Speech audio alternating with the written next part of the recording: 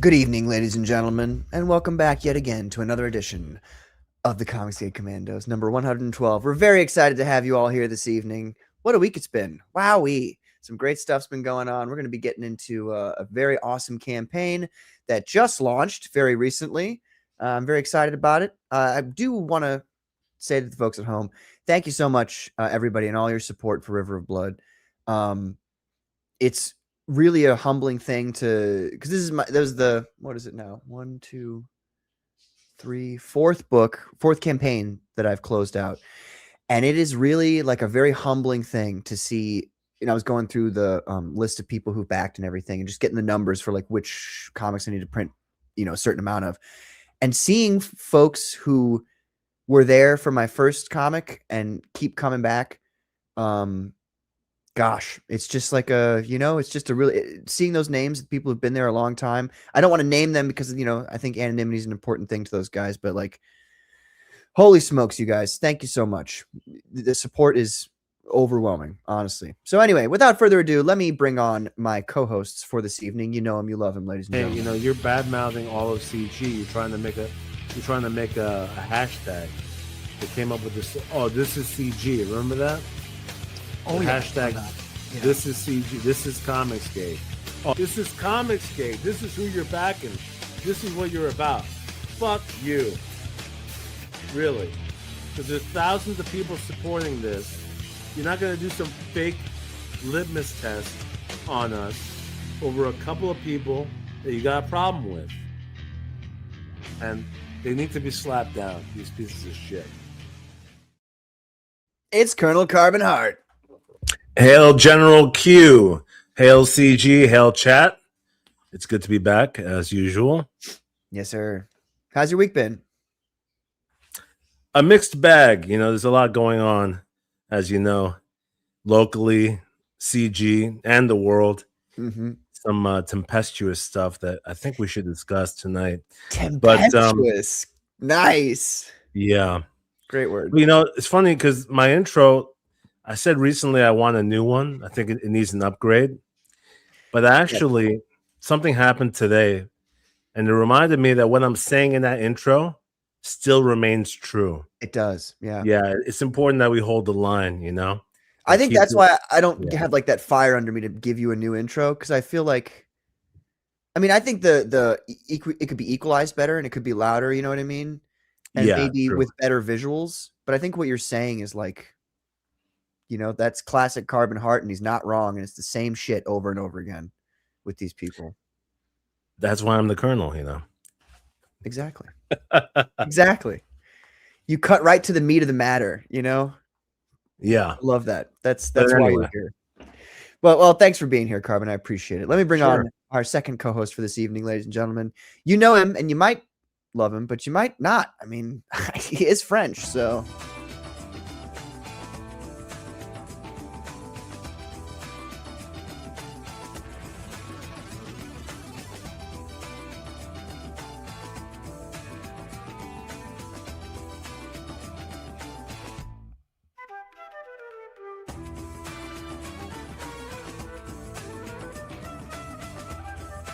Yeah, so like save some room in your library, in your bookshelf for Rattel #1 coming out very soon.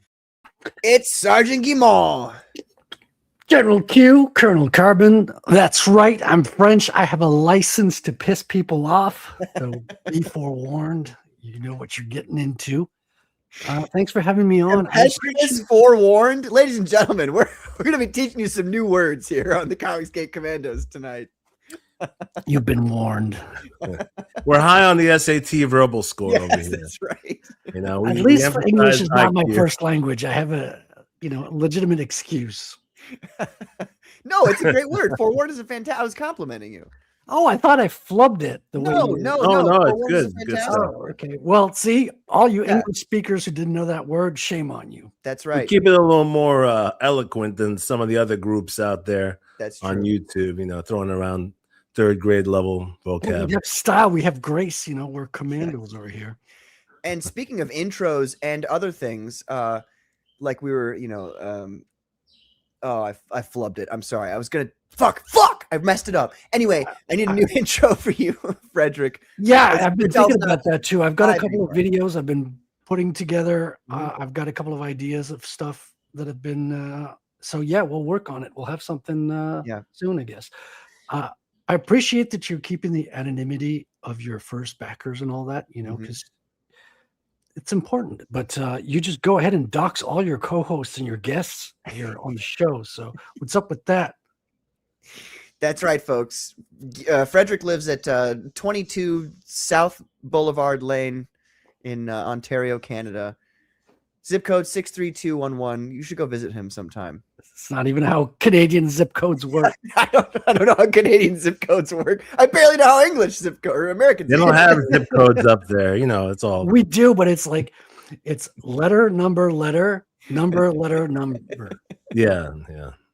All demented like. Well, it keeps the Americans out. It works pretty good. And ladies and gentlemen, we're going to bring on my third co-host for this evening, whose intro is hands down, except for maybe Immortal Rising's intro. This is the best one I've made. I know he's going to be like, "Oh man, the music's corny," but hey, I like this. Better than This the intro's one you fun. made for Clippa? No, I didn't do anything for Clippa. I just clipped him. You're still working on it. I No, got you, but I this got intro's it's a fucking banger, bro. Let's go. Are you going by Scribe or Rosario, by the way? Whatever Yeah. you want, brother. You call me Rosario. It's my name. Okay. So I can know who to kick out. I love it.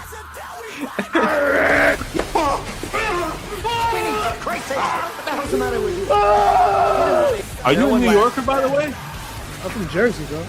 There you go. There you go.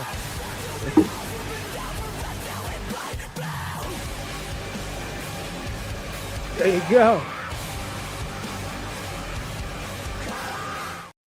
It's Rosario from Scribe Comics. What's up, guys? Carbon, Frederick, General Q.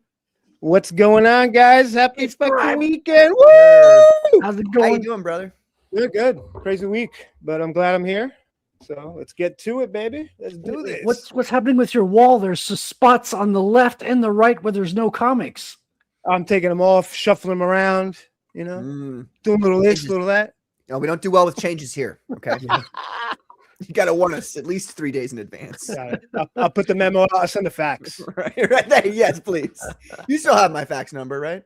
Yeah, on 22 Mockingbird Lane, right? That's Your right. address. That's the Got one. it, got it. Yeah. Rosario's looking ready for a summer in New Jersey with that. Dude, I That's gotta sure. get. Listen, okay. If we get double Republican in California, we're staying. And a lot of okay. people, dude, a lot of people are moving back if that happens, bro. That's Thank funny. God. Leave Texas. Go back to Hey. California. Hey. Yeah, actually, that's a good point. Go back to California. Cutting close Yeah. to the line there. You're getting a little bit close. You know what I mean? It's all right. You know what I mean? Come on. Hey. Nice to see you, Scribe. It's good to have you here, man. As always. I love how you always show up, dude. I appreciate that. Appreciate that a lot. Unlike some other people. Anyway, ladies and gentlemen, What are you got talking about? I show up all the time. I wasn't talking about you. I was I'm talking even about here when you're not here. What are you talking about? That's true. You don't even show up all You're the here time. more than I am. Let me bring on our special guest star for this evening, ladies and gentlemen. He lives at 5527 New Haven Street. I was at his house yesterday. So. It You can is. get in through the back No door. doubt. You just unlock Yeah. the latch with the fence. Nailed it. What up? Nailed it. What's Docs. up, Joe? Alex, 22 Mockingbird Lane. What up? What's going on, gentlemen? How you doing? How's How it you be? Good, I'm doing good. Doing good. Been a good week. Been Yeah. a good start to the holiday weekend. You guys see Ethan started drawing the cover for Reaper Destroyer? Yes. Yeah, I saw I that actually missed the morning. live stream as I was staying off of social media. I've been doing a lot of things. It's, Memorial Day weekend, been running around, going, taking the family out to breakfast, doing some shopping, and I jump on, or actually, Comic Book One I saw posted on X, and tagged me in it. And I was like, holy shit, I missed it. I can't believe I missed it. But yeah, it's looking badass. Yeah, man. Is it raining all weekend over there in Michigan like it is over here? It's been on again, off again. Yeah. Yeah. But today and tomorrow we're supposed to get the rain, and then Memorial Day is actually supposed to be sunny and beautiful, like 80 or something like that. So it should be Yeah, a beautiful day. I'm hoping for Monday for it to be over. Yeah. How's the campaign gone so far, Joe? Good, man. Good for starting on the website.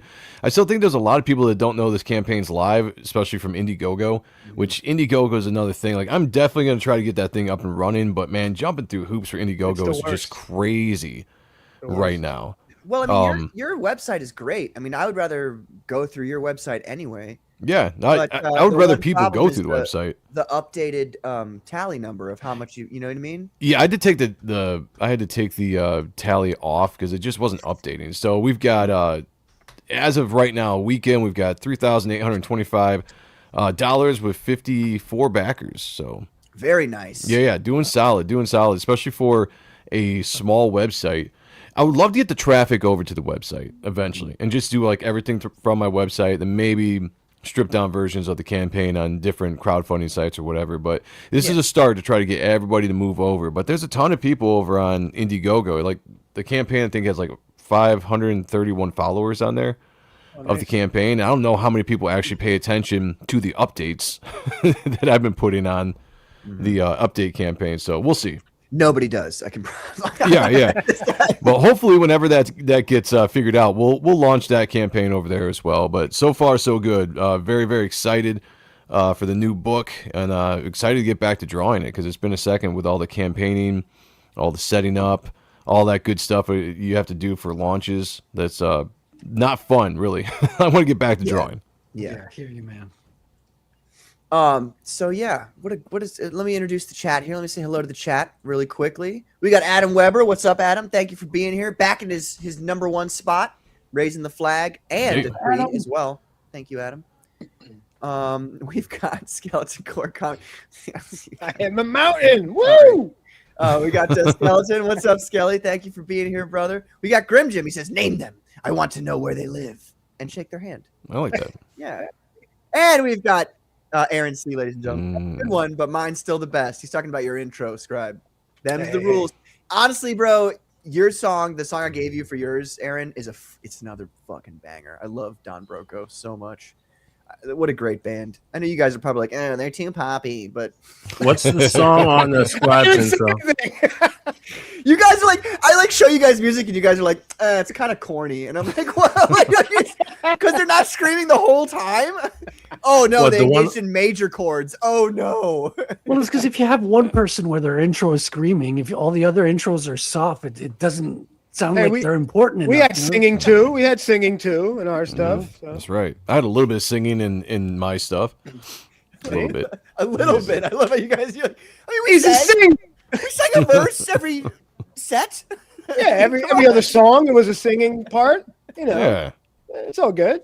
Who's the band in Scribe's intro? Scribes is that's Fever 333, which is a super group created by the lead singer Jason Allen Butler of Let Live, which is one of my favorite bands of all time, a, like hardcore punk band. And I think it was the drummer is the guy from August Burns Red, if I'm not mistaken. Oh, okay. Oh, okay. Yeah. So Right they're on. cool, but they got they came out at the time that it was like the BLM stuff, and they were heavy into that. So you gotta you gotta put the lyrics to the side because you're just like, all right, bro, you don't know what the You fuck got to you're keep them talking about. vaccinated. Rock and always- roll turned left and it got gay. Oh that my always God. sucks, man. That always sucks Yeah. when you have to be like, well, I can't really listen to the lyrics or they're going to piss me off. But the song is good. Yeah. I hate that. Well, just like Rage. Rage is the lyrics are fucking horrible, man. But the Yeah. music's awesome. You know. Well, but at Fortunately- the same Hold on. time, the modern if you, from a Yeah. modern perspective, Rage's lyrics are like actually super punk. And No, like, they Really, hold up. dude. He's They- talking about like Mao and shit, and he was a socialist ever since he was a kid. oh, He I was mean, like- yeah, but there's some, like fighting the system and disliking the government. Those are pretty hardcore. Yeah, that's like, cool. Yeah. Yeah, if you Yeah. pretend that it's not like trying to turn America communist and put it in an imaginary world right? in which you're resisting the government, then it's still cool. Yeah, That's what you gotta do when you listen to Rage. Yeah, basically. I've never liked Rage really. ever. Like I don't like You might the have voice. to kick Joe. Hey, No, I it's agree cool, with Joe. man. Hold on, I agree with Joe. I was never into that new shit. That was Yeah. kind of corny to me when it came out. I was like, this See, is I kind of gay. told you he'd say it was corny. No, but I knew Zach because he was in a band called Inside Out. They were a Gotcha. hardcore punk band, and they were a straight edge band. They're from Cali originally, and I was like, Right dude, I on. know that dude. It's like he's a fucking socialist because that old band was all preaching, Nice. preaching all kinds of like Mao shit, Che Yeah. Guevara stuff, and everything. So he was doing that back in the day. But I never the drummer's dope. Brad's the best part of the fucking. They're- Wait a minute. Just They're because all Joe said talented. it, now all of a sudden you never loved Rage? Yeah, that's what it is. They're all talented. They're all very Tim talented Crommerford's a great musicians. bassist. You know, and I like I can. Rage. I just don't like. I don't think they're a great band. You know? No, they had a couple. They have a couple catchy riffs and stuff like that. But when you listen to them comparative to some of the other bands, especially in that era, Downset. I think they only caught on because of the message, right? Yep. And the You think rebellious so? nature, I the agree. rebellious nature No, of dude, people, especially in the '90s. They loved that, you rebel against authority, rebel against the government, that kind of stuff. It was very catchy in the '90s, and that's why we all gravitated to bands like that. But for some reason, for me, the Rage style of music, it just didn't do it for me. Like it didn't. I agree. It didn't Yeah. catch my ears. Like, yeah, this is cool. It was very I gotta MTV-ish. disagree. So, like the message, Well, it was way more than the message. Those songs just tore up the dance floors over here. Like Yeah, every but see, you time have to they came understand, on, Joe and I come from a different world Or than the you guys. pit. It's the the kids music would wise. just Yeah. hit the dance floor, go crazy. Wait. went People insane. The dance? Rage, People Frederick? dance to Rage? Yeah, it was like mosh pit dancing. You know. Oh, okay, Yeah, okay. pit. Well, that's Hold on, okay, Joe. Let me. okay. I'm going to have to step in here. Okay, step in. The first album, the self-titled Rage album. It was okay. They had some good songs. It's No, not let the him best, step though. in. I'm He's talking stepping to in, Joe bro. now. All right, hold on, Scribe. You telling me wake up? You telling me wake up? That's not a catchy tune just based on the sound of it. I said they have some catchy riffs, but that doesn't make them a good dude. band, in my opinion. agree, Like you I can agree. have a catchy riff, and I can be like, yeah, like I can nod my head and be like, yeah, that's pretty badass. But then everything starts to come in, the vocals start to come in. I'm listening to the lyrics. I'm like, this just isn't for me. I don't like it. I was in the minority back then as well. It's like, all my friends were liking Rage and shit. I'm like, oh, Pocket Full of Shells, cool, whatever. And I'm just like, I'd rather listen to Pantera. Yes. Bulls So on do you- Parade, though. Bulls on Parade's pretty badass, man. That's good. It's is all good. right, It's yeah. good. Well, All right, Carlos, I'll not bad. calm down. I'll agree to disagree. We could have our different tastes. that's Hold true. on, there was a But band let's before. try to- There was a. Go ahead. I'm Let's sorry. try to find a happy medium here. Okay. We have to admit there's some catchy tracks on each album, though. The on first each album Rage had the best songs. I think. The Battle of first Los album. Angeles, man. Battle for Los Angeles is really good. They got some was- fucking good Dude, tracks on Battle of Los Testify is a Angeles. fucking sick I don't know. song. I grew up listening to Madball and Gnostic Front, so it was like that energy is different. Like I grew up like Yeah. energy. So it's like Downset was before Rage, and they were doing the Well, same no. shit. I like Like I Down- like that stuff too, though. Those bands that both of you guys are naming, I Yeah. love those bands too. So I'm not trying to say that those suck. I'm just saying that for me, I enjoyed the sound of Rage more so than the message. That's the funny thing. Oh, yeah, for sure. To me, the beats and the riffs were fucking. Oh, Brad is Yeah. dude. Brad is one of the best parts of that band, dude. He's so good. The drummer's the The- best part. Dude, When it wait a comes minute. down to me, it's taste, like, and it's just personal taste, just like anything is.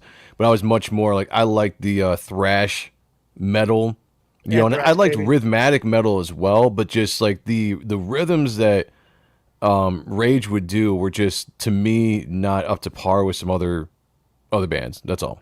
Plus, they were put together That's fair. bands. They- Can I ask they you were guys a put together. question and then a second question after that? Yeah. The first question is, and it's just a one-word answer: Who's better, Rage Against the Machine or Audio Slave?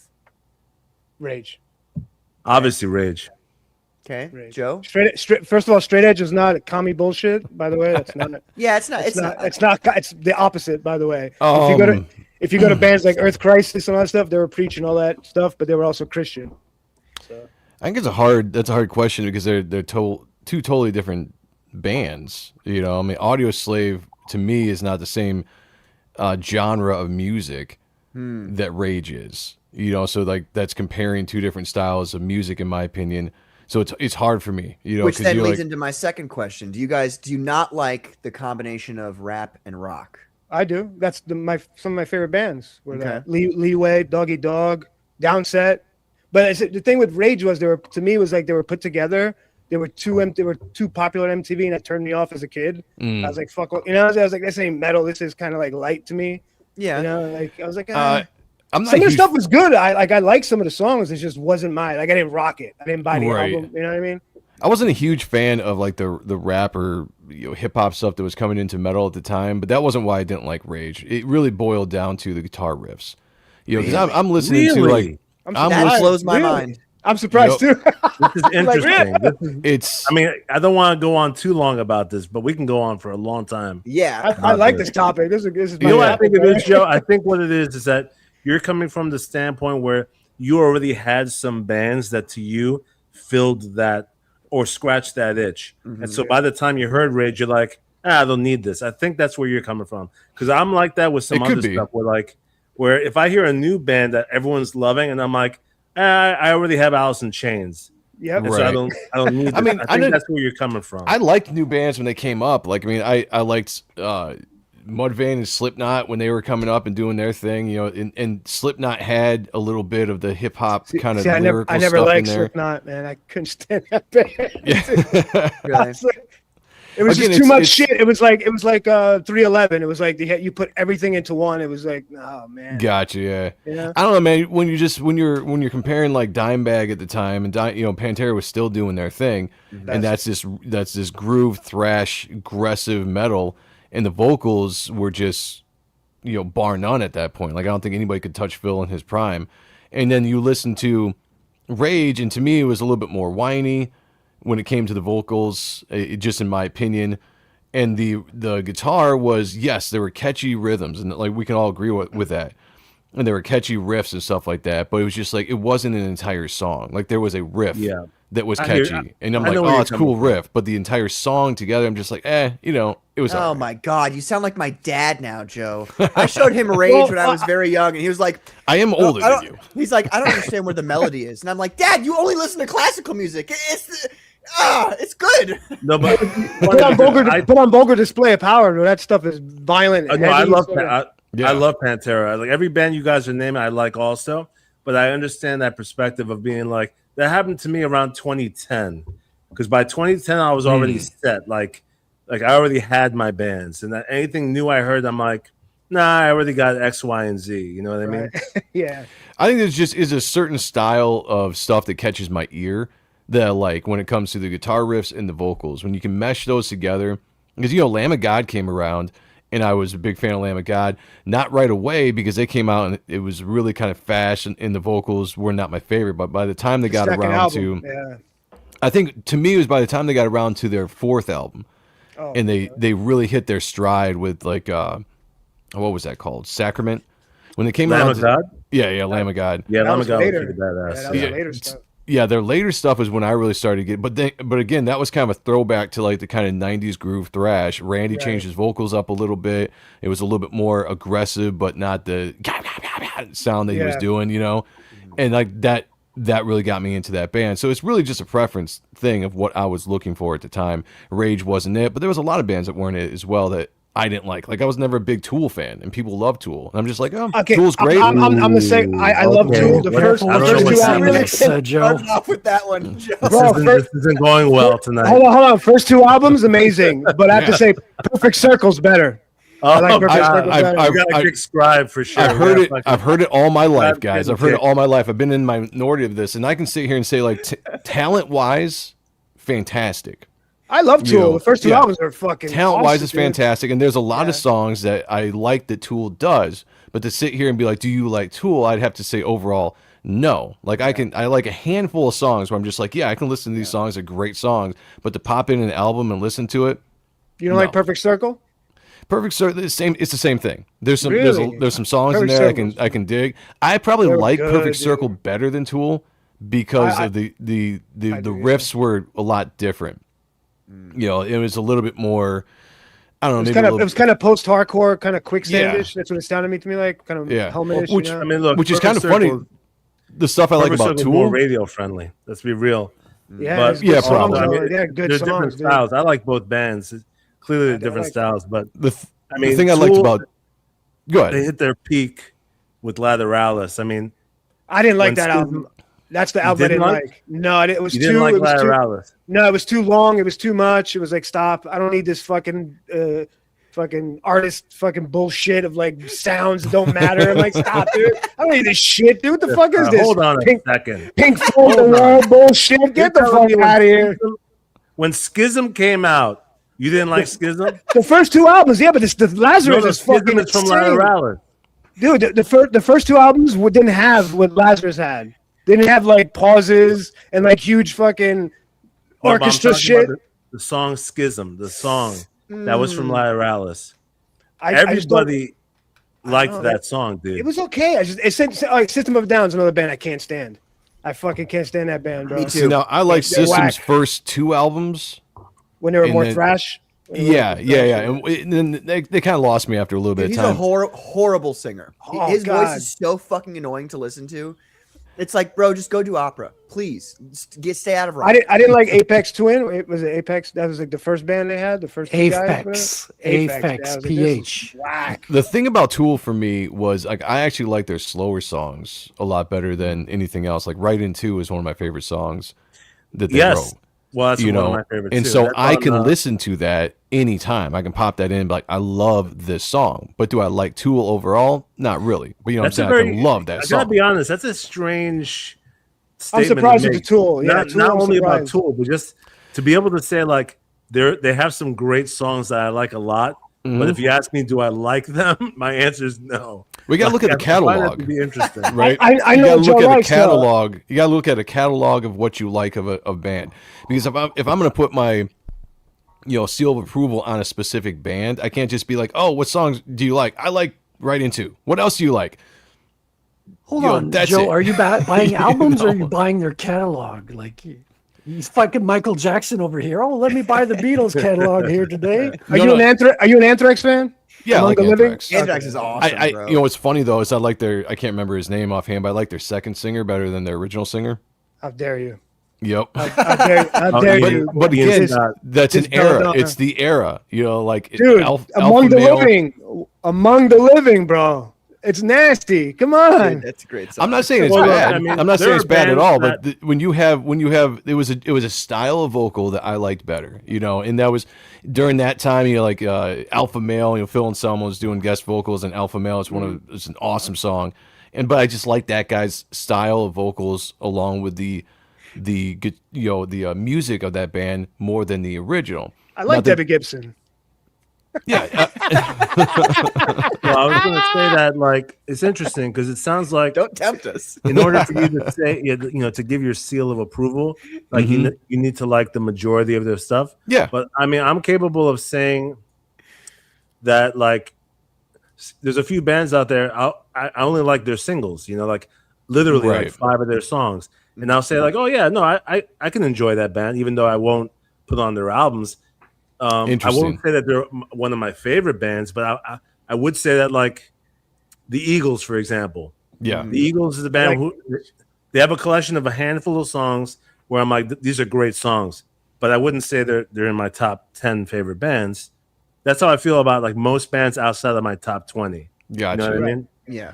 Me, it's just like I feel like I'm being dishonest if someone's like, hey, do you like this band? And I only like a handful of songs.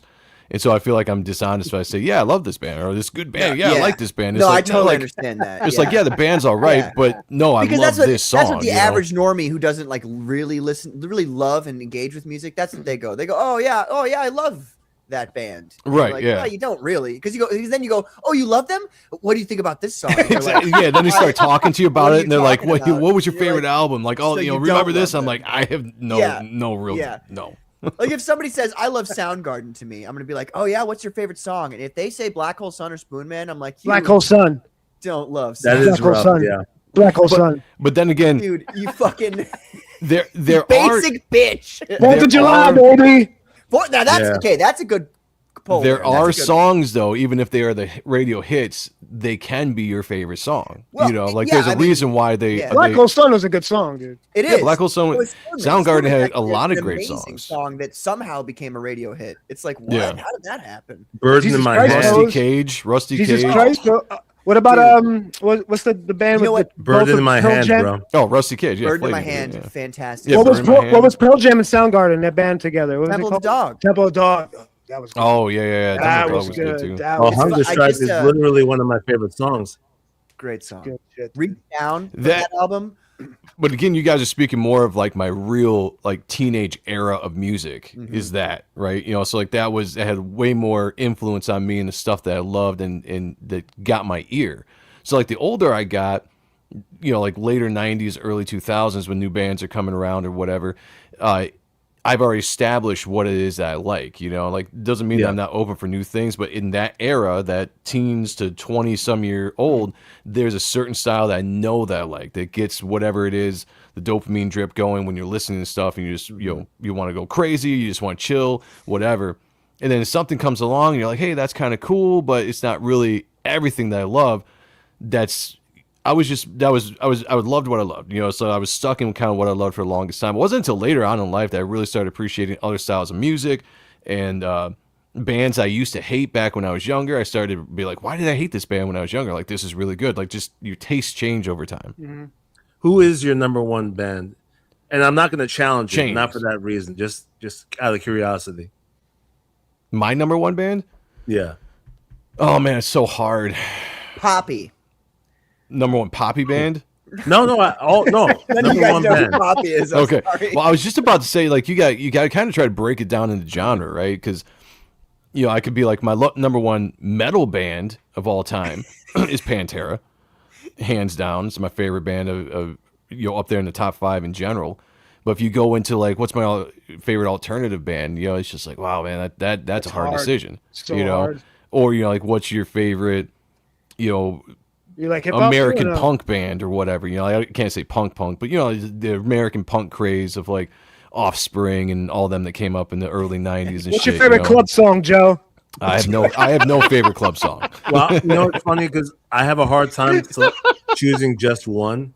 Yeah, I it's should have hard. said just one. Who is definitely in your top 3 easily? Oh shit. Okay, if I go over all genres, man, obviously Pantera, Yeah. the Beatles. Okay. He said, "Ugh." You don't like the Beatles? Fuck We're the gonna kick. Beatles, We're bro. gonna kick Patrick. Yeah, I Oh was my just gonna God, say, they're man, come so on. overrated. No, dude. No, dude. that's uneducated, bro. What are you gonna say next? Led Zeppelin? Oh, I Hey, love whoa, Led whoa, Zeppelin. whoa, whoa, whoa, Led whoa! Zeppelin's Bro, pretty good, anyone yeah. who says they don't like Hold the- Zeppelin should be Zeppelin's shot. the king. No, John look, Bonham is the Okay. king. they're John not- Bonham. John not Bonham that created valid. hip hop. John Bonham created hip hop. Without John Bonham, there'd be no hip hop. It's that's so hard for me because you know, I love so many bands and you don't really know like until you hear a song you're like, oh fuck, I forgot how much I love this band. But just off the top of my head, you know, Pantera, the Beatles, Elton John was fantastic back in the day. Nice. The Offspring, early Offspring I really loved early Kick him. Offspring. Actually Kick him. considering kicking you right now. Kick him right now. Nope. Kick him. Nope. No, I don't care what anybody says. Offspring. I don't care what Early anybody Offspring, says. actually. Smash and Ixnay Yeah. on the Ombre, fantastic. They hit You know the what's spot. funny? Fantastic in the At 90s. work, I call the Offspring off-brand Nirvana, and it pisses people who like them off. And I also call Tool off-brand Soundgarden, and they hate that too. Oh, well, yeah, there you Whoa, go. whoa, At least, yeah. at least that's good. That's right. Let me say Yeah. hello to some folks That's who've been right. waiting for me to say hello to them in the chat. We got Stan Labuto. What's up, Stan? Thank you for being here, brother. We've got Sky Abyss. Thank you for being here. I appreciate it. We got the Will Studios. He just I mean, as far as I'm aware, you can correct me if I'm mistaken, the Will, and I please do so. I'm always mistaken. But he just started doing like live streams and stuff, which is really fucking awesome. He's been Gearing doing up them to for a launch his while. He comic was book. on Proof of Comics last Tuesday. Well, I saw him last Tuesday. Yep. But that was the first time I'd ever seen his YouTube He channel goes, before. so he was on a lot of Omer Garcia's streams, the art Okay. streams. He went on the Comicsgate CG Goth Night. Does Yeah, I he was just on with advertise this him. stuff on X? Because I never see it. He's working on a book right now, Revenant Steel. Yeah. It's pretty good. It's good. by the It's way, good. Yeah. in Minecraft, It's Earlier I got said- rats with little hats. earlier I forgot to say in Minecraft when I said somebody should be shot. Oh, yeah, right. In Minecraft. That'll prevent YouTube from hitting us. Yeah, that ought to do it. Whoops. We got well-read Ronan. What's up, guys? Hey, how you doing, man? Sorry. We got Grosku here. What's up, Grosku? Congratulations on getting the original art by Peter Gilmore for River of Blood, dude. That's Oh, awesome. nice. It's Hell cool that yeah. it went to you because we see you all the time in the chat. We got Primal Gecko. He says Pantera is a bazillion times better than Rage. Damn right he true. is. Okay. I mean, That hey. is true. Yeah. Yeah. Good question. That's for another from- night. For another night, we'll get That's into it. We'll I'm debate. bringing notes next time. Yeah.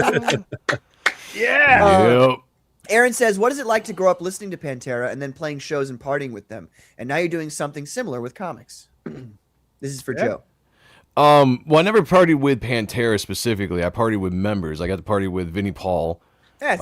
at his house, when he was in Hell Yeah. And so all of Hell Yeah was in Texas when we were there. We got hooked up with them and got to hang out with them. But that was a dream come true. Yeah, being a fan of Pantera, watching all their home videos, and then actually getting to hang out with them live, or at least Vinnie Paul at the time. And I met Phil later as well when he was in Down. Played a show with them. I got to shake his hand and all that kind of stuff. So it was amazing. Yeah, Nice. it's fantastic. I love Vinnie Paul, man. Yeah, he was so cool. Made good barbecue too. I stole his barbecue because we went to his house. He made barbecue, like the barbecue sauce or whatever. It was like wings or something. And we stayed up all night. He crashed out because he passed out earlier in the night. And at 5 o'clock in the morning, we're leaving and stuff. And there was this bowl of barbecued wings. Actually, I think it was a Tupperware on the counter. And I was just like, I'm taking this. Did he still have the strip club? Did he still own the strip club? Yeah, we went and hung out. That's how we met him. Because our last night on tour was in Fort Worth, Texas, and the guy that was running the venue that we played at was called the Rail Club, and he was just like, "Hey, when you guys going back home?" And we're like, we're a couple days, we're gonna be heading back home, and he's like, "If you guys want, there's a Halloween party because this is right around Halloween, at the clubhouse, which was Vinny and Dimebag's strip joint." And we're like, fuck yeah, let's get. He's like, I'll get you guys in VIP because I'm a friend of Vinny's, and he's like, I'll introduce you guys and all this kind of stuff. And we're like, hell yeah! So we went to the strip club the next night, and I got to meet Vinny, got to meet Chad Gray, all the rest of Hell Yeah was there, and we got them to play our music for some of the strippers that were dancing, and then we got to hang out primarily with Chad Gray for most of the night, and then Vinny invited us back to his house the next night. Because they were doing a Monday night football party. It was the Eagles versus the Cowboys, and obviously the Cowboys is big. He's a big Cowboys fan, or was. Nice. And so then we went back to his house the next day, partied down there, and it was a hell of an experience. That's awesome, dude. Yeah, it was Very cool. one of the best nights of my life, honestly. Like if you have to do like top tens or whatever, obviously not marriage and the birth of my kid, but beyond that, right? Put those at top two. Yeah. This was right up there for sure. Nice. Sounds That's like cool to fun, be man. able to remember your best nights of your life. You know what I mean? I only remember the worst nights of my life. And the Buddha here, he says, classical music, of course. Johann Sebastian Bach is the father of all modern music. I hope you know it, Pat. Oh, I do, brother. There you go. No, I love classical music, and I'll listen to it. I like some stuff. Yeah. So. Whenever, like my father, like I said, my father always listened to classical music. He made us listen to Bruce Springsteen and classical. And nowadays, I really kind of hate Bruce Springsteen. Oh, I can't stand Bruce. Just because his politics and just shut your fucking mouth, bro. Yeah, I think he's overrated, dude. I think Bruce Springsteen's overrated. He's always been a phony too. Once you learn that his entire style was, obviously all styles are fabricated, but it was a put on. Like on his first album, his producer invented his identity. Mm-hmm. Oh, really? Yeah. No shit. Yeah, it's a complete put on. What the fuck? Just like gangster rap and shit. You know what I mean? Yeah. It's all fucking put on. Yeah. We've also got Cursed Heart Creations here. What's up? How you doing, lady? Thanks for being here. We've got Sastra Bang. He says, nice try. Soundgarden was the first grunge band to sign a record deal. Black Hole Sun is the first grunge hit of the first grunge album. It's a classic and not too commercial. I do agree that it's not a commercial I know this. song. They signed to Geffen Records before anybody else did, after they were signed to Sub Pop, like all of the other people who signed to Sub Pop. Yeah, but Black Hole Sun, he's wrong. He's wrong about this, though. Motherfucker. Black Hole Sun came out in 94. 94, which is after they switched from Geffen to what's it called? No, they're Maverick, right? It's not the first grunge radio hit. I think they went to Maverick. They were on Maverick Records. It was one of the. I forgot which Madonna's one they label. But I know as a matter of fact they were on Geffen, and it was like you said, Black Hole Sun's 94, and 93 was when Nevermind was released. So technically speaking, Smells Like Teen Spirit would still have been. No, but hold on, he's saying 93. Sastra Bang, Black Hole Sun's the first grunge hit of the first grunge. That's not the first grunge album. Super Unknown is not the first grunge album. No. Yeah, but Ultra Mega OK, calm down you could argue that Ultra Mega OK was the first grunge album. He's jumping the gun here. You need to calm down a little bit. Hold on. Thank you for being here, Sastra Bango. We appreciate it. And Primal Gecko says, if anyone says Elvis, I'm unsubbing and turning back on you. Thank you. I'm not. I love fan. Elvis. I don't know. I don't understand the love of Elvis. I don't. My dad liked him too. I don't get it. Imagine this, Scribe. That you're fucking 8 years old, and you're going to these piano lessons because your mom's like, you're gonna have to play a classical instrument, and all you wanted to do is play electric guitar. She's like, no, you're gonna play the piano like your older brother. And you're like, oh, that's not what my mom sounds like, by the way. I'm just putting on a voice. I love my mother. She's the greatest person in the world. But I was like, fuck, I don't want to play piano. So while I'm waiting, and because my brother's way better at piano than I am. So he's, and then the teacher has me, and I'm like, ding, ding, ding, ding, ding, and she's like, this might not work out for you. I didn't like that very much. One time she gave us, she gave me a Spider-Man coloring book. This was the beginning for me. Oh, there you go. I was 7 years old, I want to say. I got a Spider-Man coloring book, and then she also bought us the greatest hits of Elvis.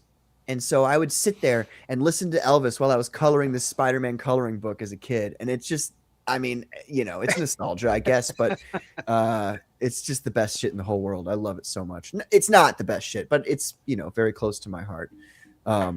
But unlike you, Joe, I can actually name my top 3 favorite bands of all time. Do it. I did name top 3. Damn. Well, easily. Okay. Soundgarden is obviously my favorite band of all time. Oh, wow. Then I would say Parliament Funkadelic, which I consider to be Really the same. Like they're the same band pretty much. Parliament. Yeah, dude. I fucking love and that's I think why I like Rage so much. Pat, I think you're black inside. I think you're black. I am. We've already established this. I am. You got a little brother inside. In fact, you, man. the hottest girl I ever dated was black. So I got to be real. Vikings Brother actually. Patrick. The Vikings loved the southern, sub-Saharan Africans when they traveled down and impregnated all of them. There you Yeah. go. He's on the hunt.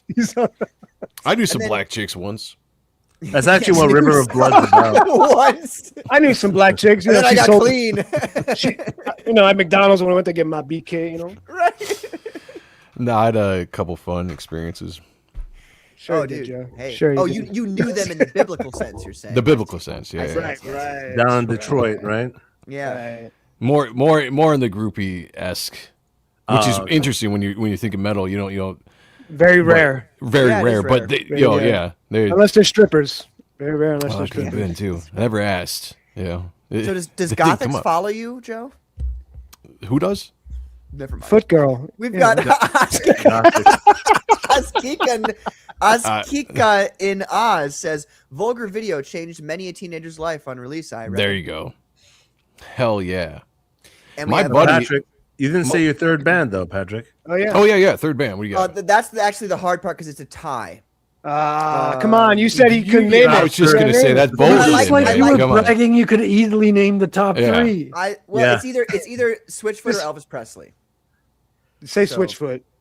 Interesting. Yeah, I'll Switchfoot's say a way That's better interesting, answer. though. But Say Switchfoot really Even fell though- off, and once COVID happened, Switchfoot really they're like, I guess we're liberal now. Yeah. That was really sad for me. That always sucks when a band you really like really goes hardcore Yeah. liberal. Especially a Christian Offspring did the band, same thing. you know? You know, Offspring did the same thing, and Oh. and they're crazy, and it pisses me off. You know, Soundgarden, Funkadelic, and Switchfoot. Offspring pissed off, got rid of the whole band. He just threw everyone to the curb and kept Except all for the Noodles. cash for himself. him and Noodles. All right, I'm gonna go. Yeah. My top 3: Zeppelin, Oh, okay.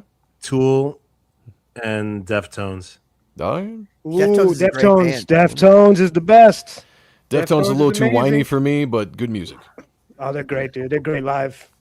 Deftones, Great live. in terms great of live, the dude. number of songs in their catalog that are listenable, like if you put them on shuffle, Deftones has one of the highest numbers of great tracks to just leave on. You know what What's I your mean? favorite album? The self-titled or White Pony? Oh, I- see, that I like one's it- a I hard like one. it- I like Around Adre- the fur. The second album, Round the Fur, White Pony. Actually, the self-title is probably just my second favorite. That shit is heavy, dude. That's when it got real heavy. I'd have to go with White Pony, even though Around the Fur is probably the second. Yeah, but I have to go with White Pony. White Pony's they're experimental. There's some wild shit in there, man. But the whole album is just from front to back. It's fucking sick. Good choice. Good choice. And Deftones was one of those bands I liked when they first came out, and it was just I'd come in and out of it, you know, much like because there's so many bands in the '90s that popped up. I mean, the amount of just explosion of good bands in the '90s, especially in rock, metal, whatever that genre, it was just insane. Like I don't know if there's another decade that was like the '90s with bands when you actually think about it. If you go through and just list the amount of bands. Sepultura, there you go. Dude. I remember Beneath the Sepultura, Remains, baby. we for one high school talent show, we were gonna play Roots. We had practiced playing Roots. Yeah, for like weeks. And then last second we changed it to something that was we wrote our own song. So but, I toured with Igor when he was in some other project, and I played on his drum set for a tour. So Oh, it was nice. fucking cool, man. hell yeah, That dude was dude. cool as shit. Did you put your balls on his drum You set? should have done it. No, but I No, stole. you gotta be I- respectful, man. I stole like the thing off the hi hat thing. I stole it. I was like, I'm taking this. You shit. stole his Yeah. hi-hat? No, the little clip, the little nudge Oh, thing. Oh, okay. yeah. I'm taking this shit, bro. We played Fuck this with guy. Where the fuck is my clip? we played with At the end of the tour, I was like, yo, fuck this. oh, I'm there you taking go. this Yeah, shit. end of the tour. We played with Soulfly twice, but I never got a chance to meet Max. Like he was bus, stage, bus. Dick. And then maybe that's what it was then, because it was Asshole. like boom, boom, boom. Like he was not out, you know. So I was like, all right, whatever, it's all good. Sastra Bang says last amazing super band was Audio Slave. Everything after is made changed my mind. I have one because I think they were after. I'm pretty sure they're after, but I might be mistaken about this. Velvet Revolver. Yeah, I was not a big no, they fan were of either okay. of those bands. Really? Stone Temple's better. No. Stone Temple was better. Yeah, Soundgarden's obviously. better. Super bands just never I worked. like 80s shit, dude. Like New Order, Super fucking band. Depeche Mode. That's my shit. Have you guys ever heard of Them Crooked Vultures? Yes. Yeah, I but have heard even of that didn't work out, pretty bro. good. Like it's not in It didn't theory. work it out, should've but they're been- really good. Yeah, but every like original band of each super group is the better band. Like, right? So It's true. Yeah. Most of the time, Right. yes, I would agree with you. Yeah, you're right. Yep, it's kind of hard because it's such an eclectic style of music when you're bringing people together. You know, it's like when you look at Down, for instance. Down was a great band, right? But were they better than Pantera? No. No. Were they better than COC? No. Oh, no, they weren't. Blind is a great album. Blind. Yeah, is a- COC's great. COC's great. Crowbar, probably yes. They're probably better than Crowbar. Just put it out there. Were they better than I Hate God? I would say probably better than I Hate God. But I got oh, it. by the way, I forgot to mention maybe a tie within my top three. Alice in Chains, bro. Oh, Hell yeah. yeah. Fucking Alice in cannot Chains. replace Alice in Chains. Yeah. But It's hard to before- beat. It's hard Before to beat. William Duvall joined. Because Well, I mean, Lane Staley no, obviously yeah, is a no. goat. Lane Stanley, dude. Come on. Well, Frederick, I what's don't your even three? think about anything after Lane Staley. I don't. I think want to know the about Frenchman's favorite yeah, three groups. yeah, Frederick. Wow, that's a freaking hard question. I went along a lot of styles. I mean, one that you guys didn't mention, I think that was up there, is Smashing Pumpkins. That's a good one. I like Really Smashing enjoyed- Pumpkins early like their first two albums. First three. I mean, even yeah. the Bullets with Butterfly Wings, I thought was a really good one too. Yeah, they got That good was, songs. that was man. later. Yeah, that's true. Um, Yeah, good stuff. 9 Inch Nails, really enjoyed. Ooh, yes. Yeah, Pretty yeah, Hate yeah. Machine, dude. Pretty Well, Hate Machine is the wild. dude, Pretty Hate Machine is good, So but when good, you go to their remix albums, like there's a certain remix album, like the Downward Spiral. If you get the Further Down the Spiral, which was a remix available in France, that one is so, dude. And it was featured with Mila Jovovich in the movies, the Undead movies based off Resident the game. Evil. Resident Evil. They've got a track from that remix Okay. album from the Further Down the Spiral. Those shit, I didn't know are that. very, very intense. I was very much into electronic music as well on the rave scene and all that. So Aphex Twin was one I the really what scene? enjoyed. Oh, rave. Rave. Yeah, Okay. electronic music. So We should take you guys' money at CBGB's. You know? Bro, I have a 9 Inch Nails story after you're done. Wait, yeah, Frederick? Frederick, keep going. So what? I need to drop one more name, Yes. dude. It's so fucking hard. See, Um, it's a hard, yeah. Yeah, I mean, dude, it's like Nirvana's definitely up there. Bad Bunny. Nirvana was like a real big Bad part of Bunny. like the freaking 90s. So like you can't take that out of the. Yeah. Yeah, Nirvana's got a lot of good stuff. Yeah. A lot of good I stuff. forgot to mention, by the way, it's a three-way tie for me. Switchfoot, Elvis Presley, but nowadays it just happened like within the past 3 years. Living Color, like I fucking love Living. It's a great Color. band. They're Great so They are good. fucking Yeah, they're good. underrated. Will Oh Calhoun my could play, God. bro. Will Calhoun is a badass. Holy brother, shit! All of them are fucking amazing at what they do. Will They're Calhoun's a so jazz fucking drummer, good. dude. He was originally a jazz drummer. Dude, I don't know what the bassist's name is, I don't know if I listened too much. but that bassist is They're like good, dude. fucking. Their first believable. album is wild. Yeah, they're worth revisiting actually. Yes. But 100%. Frederick, bro, So Frederick, that top 3 was sick, man. Like Nine Inch Nails is like quintessential to me. Yeah, dude. They especially sure, the man. remix stuff, the harder to find stuff. Oh, Because he would cultists, tear up his Casios. He would tear up his tools and his instruments and modify them all. Like he'd have mods on all of them to get those unique sounds. I really appreciate it. Like he really pushed the envelope for what he brought to the scene. I saw him in a couple of shows in Montreal as well. Like very impressive during the Fragile tour. So really good stuff. Carbon, But you know I'm what's funny surprised though you- is Okay. all my top 3. I don't listen to them anymore. They're not on my playlist Yeah, today. that happens. Like that Can I happens. ask, is that yeah, one of it those things happens. where like you like to listen to the because a lot of us, all of us, we're all old enough. I'm the youngest person here. I feel like we're all Probably. old enough where you only had albums, like you didn't have Oh, yeah. streaming services. So No, all you there was you no could just listen streaming. to the so you would listen to the full album. You know, dude, Yeah, I bought exactly. fucking cassette tapes. You fucking kid. yeah, Of yeah. course, yeah. So like, would you say that like, because for me, part of it's like I don't listen to a lot of Soundgarden every day, and I don't really listen to singles of Soundgarden because for me it's like an experience with the album. Right. You know what I mean? What's your Yeah. favorite band? Yeah. too? Do you feel that way, Frederick, Well, about I- those bands? I do also like really enjoyed a lot of soundtracks when I was younger. Like shout out to the Teenage Yeah. Mutant Ninja Turtle soundtrack. I Oh, fucking there you played go. the hell out of that tape. Mhm. That was But you know fun. what it is? Like I can't listen to you can't listen to a Nirvana album. Like it's this special state of mind, and it'll throw you into freaking mild depression at the very least. So, you know, It is a little rough. You're on the reaching for ears your sometimes. shotgun, like. But I gotta tell you very briefly, Jesus Christ. Scribe, you said you were surprised about me with Nine Inch Nails. No, I was surprised you didn't name Lisa Cult Jam. We're from New York, bro. You didn't like the freestyle music, you know what I mean? Let me briefly tell you guys an experience I had one summer. This was during college for me. I came back home and I'm just chilling out. And that summer I decided not to do a summer job. I was just relaxing. And I went over a friend's house and he's like, bro, did you know Nine Inch Nails is playing tonight, Jones Beach? And this was right after one of their big albums came out. Oh yeah, With Teeth.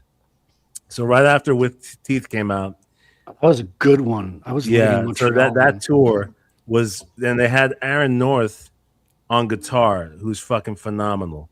Aaron North is from a band called the Icarus Line, which also I highly recommend. Yeah, they're good. Great band.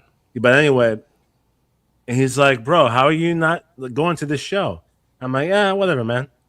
And he's like, see if there's tickets available. There might still be tickets available. So he goes on his computer and we're looking. And mind you, this is still before like instant internet. So this is still like, you know, you have to refresh the page and wait like 5 minutes, you know? So we're trying to see if there's tickets available.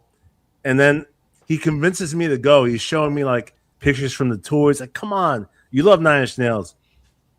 And he also wanted a ride to the venue because he didn't have a car. Ah, there it is. There it is. I had my car. I'm like, you just want a ride, dude. Fucking mooch. Anyway, and then so last minute, finally, I'm like, all right, let's see if there's tickets.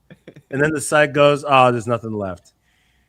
And then he goes, yeah, but sometimes if you go to the venue, like even though online is saying there's nothing left, you can go to the venue and there's like people who don't show up or whatever. he didn't care if you got in or not. He just wanted a ride. Here's the thing. In my mind, and this was the summer, so it was Jones Beach. So if I ended up not going to the show, I'd be like, okay, let me hang out, you know, at Jones Beach. Mhm. So that would have been fun anyway at sunset, right?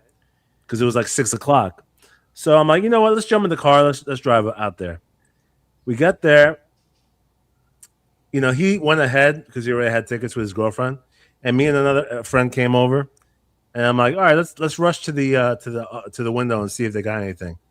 So by the time we get there, I'm like, is there anything left? I'll buy anything. The dude's like, no, there isn't. And I'm like, oh shit. But then he's like, and he saw how much in our faces we were like exhausted because we rushed over there. He's like, you know what? Hold on a second. Let me go in the back. The dude comes back. He's like, yeah, I got 2 tickets, orchestra actually. That somehow like someone didn't fulfill.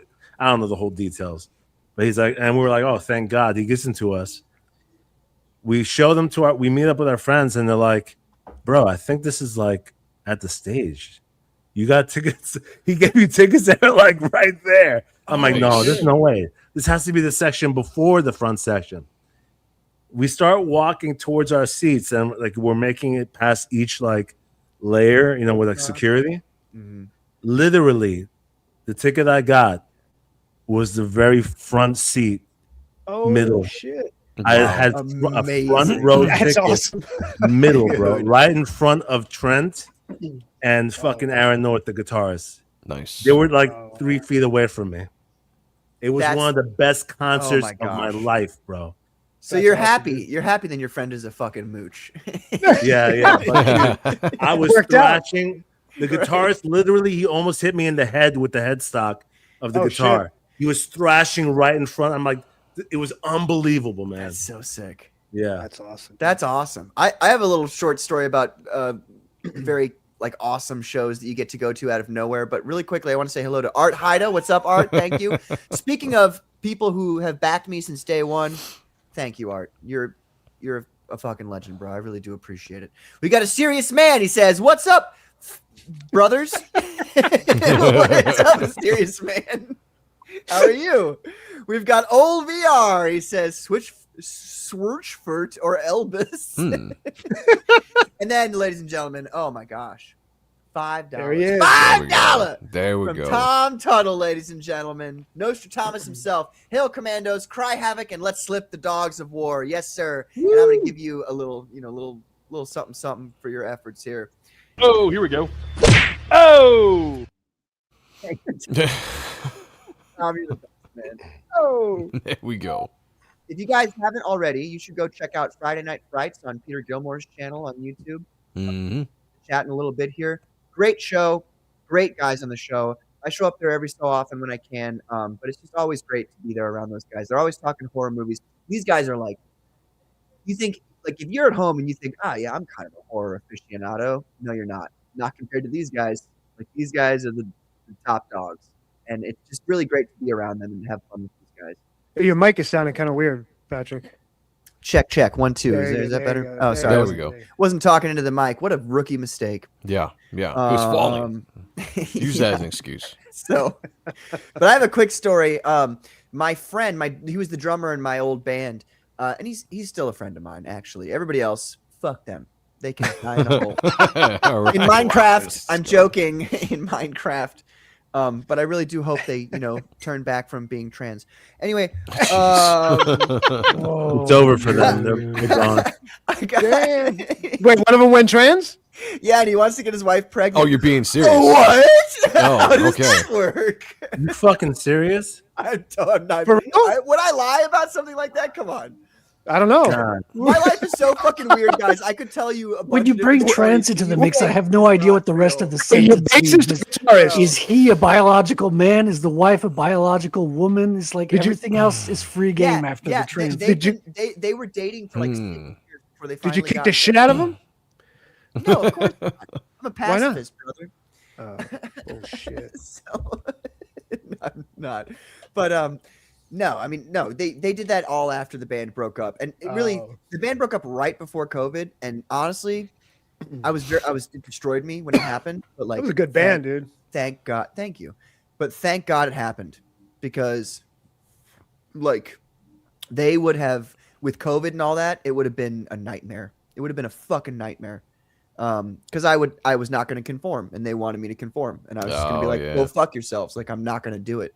And they still to this day haven't ever acknowledged that I was right or apologized or anything like that. It's Patrick's just a fucking whatever. I don't want to. It was your band though, right? You wrote They'll most of the take stuff? it to the grave, man. I would say I would say, Scribe, to be brutally honest with you, that I was kind of a pussy in the band, in the sense that it was my band. I was the front man. I was the one who wrote the best stuff, with maybe one or two exceptions of songs. I was the one who brought all the fucking energy to the stage. I was the one who brought the entertainment to the folks. And I was always being very optimistic and positive and trying to do new things and, trying different things, because you can't just do the same thing everybody else is doing. And what they were doing was they were looking on Reddit and seeing like, oh, what do people say we're supposed to do as a band? You and I would be like, fuck that. Like, Joe, they're good, dude. They're good. They're a good band. Yeah, Joe, I'll send you some stuff later. Yeah, send me some stuff. I'd professional stuff. Nice. Yeah, it sounds really good. I mean, that guy who recorded us, Matt Amelung, he's dead now from cancer, but what a great guy. What a fantastic guy he was, and a spectacular producer. Like, I just listened to the drums in the rhythm section. If it's tight, like they're perfect. I was like, they're good. They're good. Yeah, the recordings are solid. He respected me too. You guys no auto tune, and he respected I'd love that. to hear He said, okay, if you don't want any auto tune, then you're gonna have to hit within 3% of the correct note. And I was like, all right, well, we're gonna do it till I hit 3% then. Yeah. And he respected me in that way, because I don't like auto tune. I never like, it's the same way about AI. Like, if I can't do it, then I can't do it. You know what I mean? So, yeah, there was the same, like when it was the second EP I think we were recording, and it was a really rushed job. But the guy that was mixing it wanted to put some auto-tune on my vocals in one of the songs. He's like, and I listened to it and I was like, all right, well, just see what you can do, because I wasn't sure what it would sound like. Right. And so he sent it back. I'm listening to it. I'm just like, man, even though I might not have been hitting the exact note I was trying to, it sounds better with my version than the way that it made my vocals sound. Yeah. And so I was like, dude, just take it off. Yeah. I was like, just take it off and it'll be what it is, Yeah. And it's just more real. And I think people at home, like they unconsciously or consciously, they recognize when it's real and when it's not. Yeah. I really do feel like that. Did you record digital or a 2-inch, Patrick, for the rhythm section? 4-inch. I don't know what 2-inch that terminology means. It's a tape. So usually do drums on shit. tape. Yeah, because it sounds better. It gives it like a full. Well, I mean, let me put it like this: he mic'd the whole drum set. No, you could mic it. Just some do it digitally. No, yeah, you can it digital. Analog or digital. Chances are digital. Most likely it was digital. I mean, a lot of people weren't really doing analog. Probably when you would be recording. I mean, all of our stuff was digital. You guys did digital mic'd too? up and all that. Yeah. Well, it's just. I mean, we went to. So we went to one studio, like a professional sound recording studio, to record some stuff, and it was fine. It was whatever, but it was expensive. The one of our guitarists, and it was our bass player was later our guitarist, actually went to school in Full Sail, and so he knew how to record, mic, all that kind of stuff. So he had a degree in it. So we were just like, fuck it, let's create our own studio. He had a bunch of equipment, so we started just recording our own stuff and then getting it mixed and mastered by professional studios, and it sounded way better because we could do mic it exactly the way we wanted. We had all the time in the world to experiment where we wanted to put the mic in different places and all this kind of stuff, and it came out so much better than being in an actual studio. Yeah, you guys sounded good. You save a ton of money too. Oh yeah, it was a ton of money saved. In fact, it's funny because we would go and sometimes buy equipment that we needed and then return it within the 30 days. 30 days. Dude, I've done that with cymbals, drum sets, dude. All the dogs. Yeah. That was the way. That's how you had to do it, man. It was, it worked though. But really quickly to finish off my story there. So the drummer in my band, he had an aunt, and his aunt, apparently, this is the thing for them. Every time that Earth, Wind, and Fire would come through St. Louis, she would get the whole family. And she would buy tickets for everybody and drink tickets for everybody, and they'd all go watch Earth, Wind, and Fire. And one time, my buddy Kev was like, hey, do you, because he knew I liked funk, he's like, do you want to come watch Earth, Wind, and Fire? And I was like, are you joking? So we go to this bar where I get fucked up, and then we drive in this big fucking, like one of those party vans or whatever. And we go to Earth, Wind, and Fire at the Fox Theater in St. Louis. If anybody knows what that is, it's a very fancy theater. Sure do. And we're there in the fucking third row, and it's not the first row, but hey, I actually like the third row because you don't have to crane your neck as much. You can just and Serpentine Fire comes on, and I'm singing it while all the lead singer's singing it. I think it was Maurice's son at the time, and he just points at me. He's like, "You got it." I'm like, "Yeah, bro." And I kept going, and dude, I got fucking slammed. But it was such a great night. It was such a great night. Listening to Earth, Wind, and Fire in real life is like, gosh, you know, cool- it's Yeah. it's not as it's more disco funk than it is funk. Earth Like, Wind is good. you know. But No, they're yeah, great. that's I love they're Earth, Wind, solid. and Fire. Yeah, they're definitely solid. Love them. Good stuff, dude. But yeah, so dude, fantastic stuff. I got to take a piss really quick, but I do want to bring something up that you know, maybe we should. Hold on, I'll be right back. Carbon, let's see what you can pull up while I'm gone. Oh, As shit, the there we intro. go. Leave it to me. All right, I Show got to the co-host. I like it. That's I right. got an I'm article. sorry, Joe. I'll be right back. No, go for it, man. The funny thing is, these articles that I want to bring up, usually I want Patrick to be involved in discussing as well. That's right. We'll talk music. Give me still. like Fuck fucking it. There 30 you go. seconds. Well, that's a fast Fuck it. piss. We'll It's still all right. talk music. We'll still talk So- music. Something that happened within the past week. Actually, a lot has happened that I think later on we'll bring up too. But recent media, we've been talking about movies. Summer is upon us. We got our summer movies coming out, and unfortunately, this one is looking like they're making bad moves when it comes to Oh yeah, this Press. is not looking good. Millie Alcock over here. Alcac. Making more comments this past week. First of all, there hasn't been backlash, right? You know, so then I feel like the news media egged her on to give a response, like, "Oh, what do you think about the backlash to Supergirl?" But like, there hasn't been any backlash to this movie. No, It's because just nobody- media Yeah. hype. It's just media hype. They just Yeah, so they're coming up with something fake. But anyway, she yeah, okay. Millie Alcock mocking Christians adds to Supergirl backlash because she tweeted something saying that like only dads of 4 Christians. So she commented on somebody. Let's see. Supergirl star Millie Alcock drawing more attention for her latest comments about online critics. And this time the backlash is expanding beyond the usual toxic fandom debate. In the same Variety profile where Alcock attacks fans, the actress singles out some critics as anonymous burner accounts or profiles with names like Dad of 4 Christian, which she calls hilarious. Picked up by the New York Post, page 6.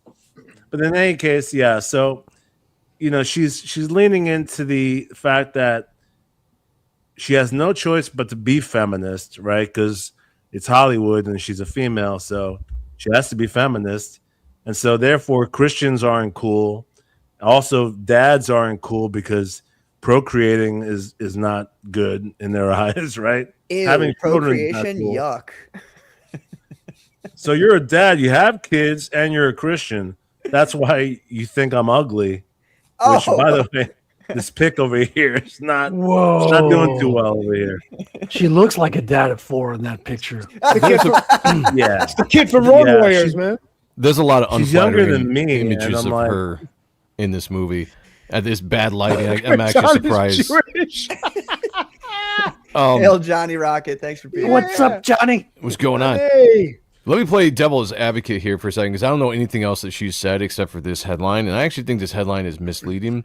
I think people are taking this quote out of context, and I try to like look at everything with a open view and it's not just rage at something.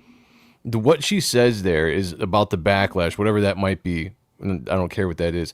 She says it's always funny that the things that she gets thrown at the most towards her are with people that are either bots with lower accounts, but if you go look at their accounts in their bio, it says data for in Christian, which is hilarious to her because she's getting attacked by these people that claim to be Christians. That's what she's saying. Not that she's mocking Christians, but it's been turned into this entire narrative because this is what gets clicks and this is what gets outrage. If you say Molly, whatever, Alcock mocks Christians, people just run with that headline. They don't actually see what she said. So I try to read it and read it within context, and that's what the context is the bios that she's looking at, say like dad of 4, Christian, this or that, and then look at the comments that that person is saying to her online, and she thinks it's hilarious because it doesn't match up.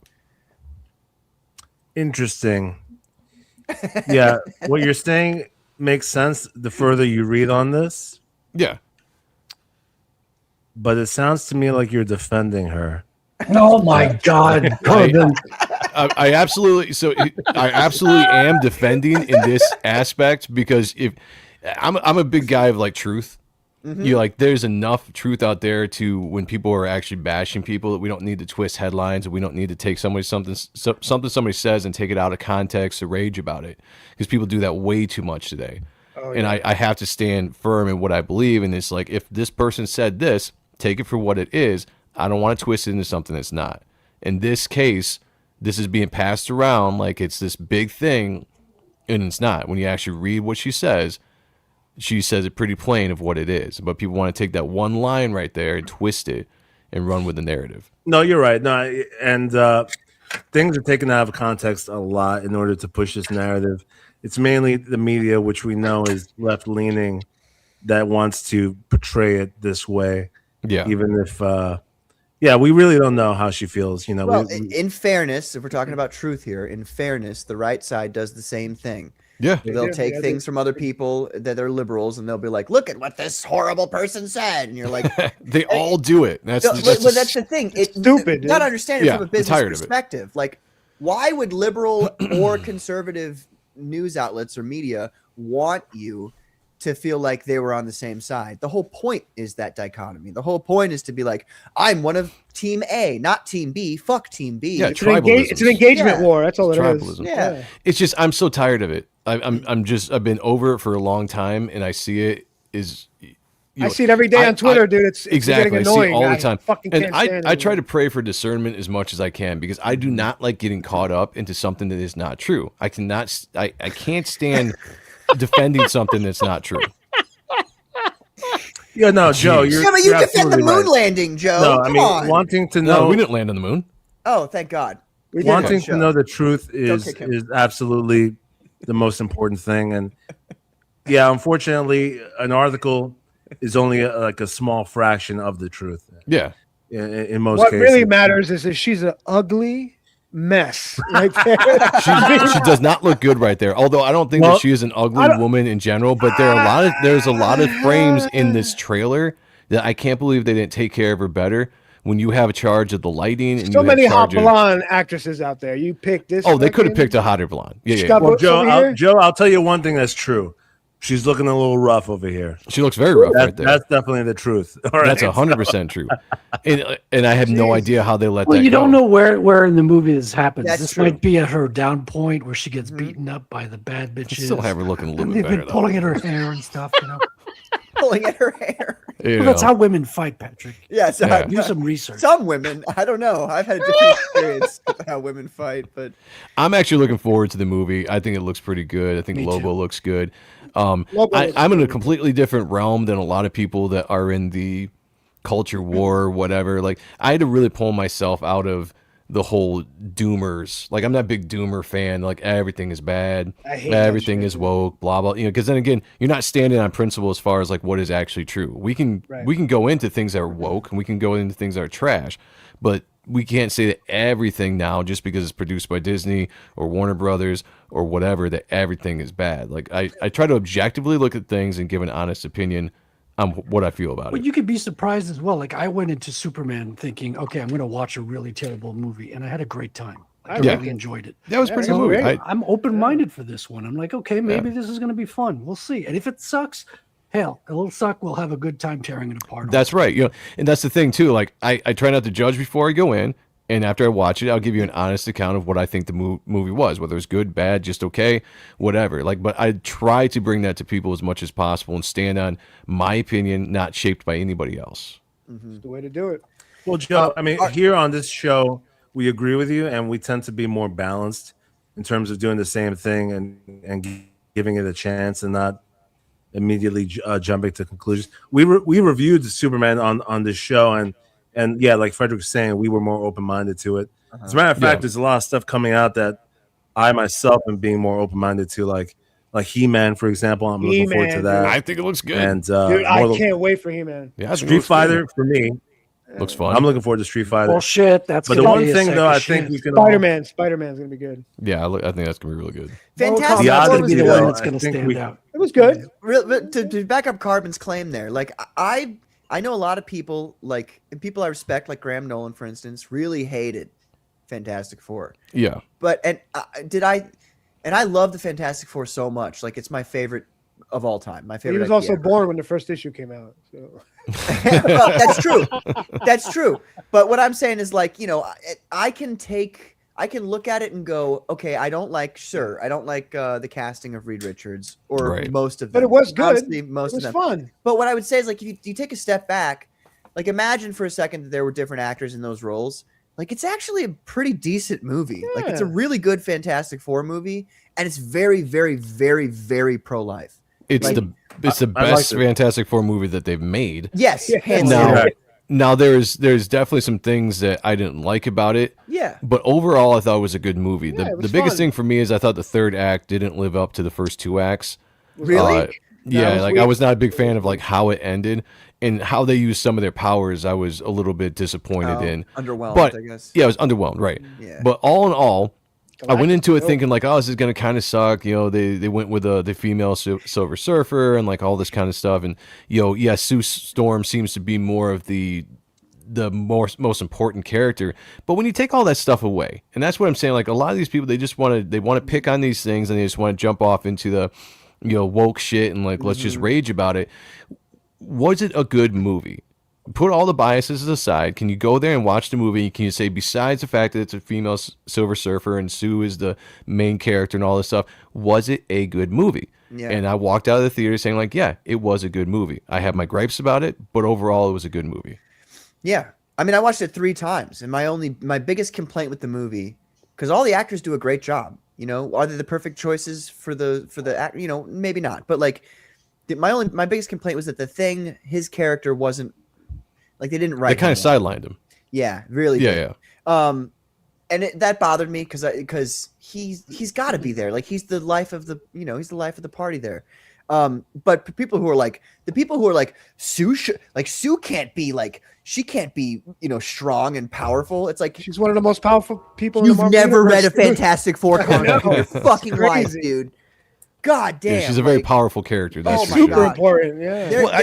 There was a very short period of time in the 60s with the Lee and Kirby run where she was the damsel in distress. A very Right. short period early of time. on. Yeah. Yeah. And then they gave her the force field powers. And that's when she really started to take off and be like her own character that could hold her own. And that's like, so if you're looking at Fantastic Four of all the IPs and go, why is Sue Storm so pushed? It's like, you're an idiot. No, I don't know, Because she's Patrick, because awesome. she was Yeah. like up front during the whole movie, whereas in the comics she's barely visible. But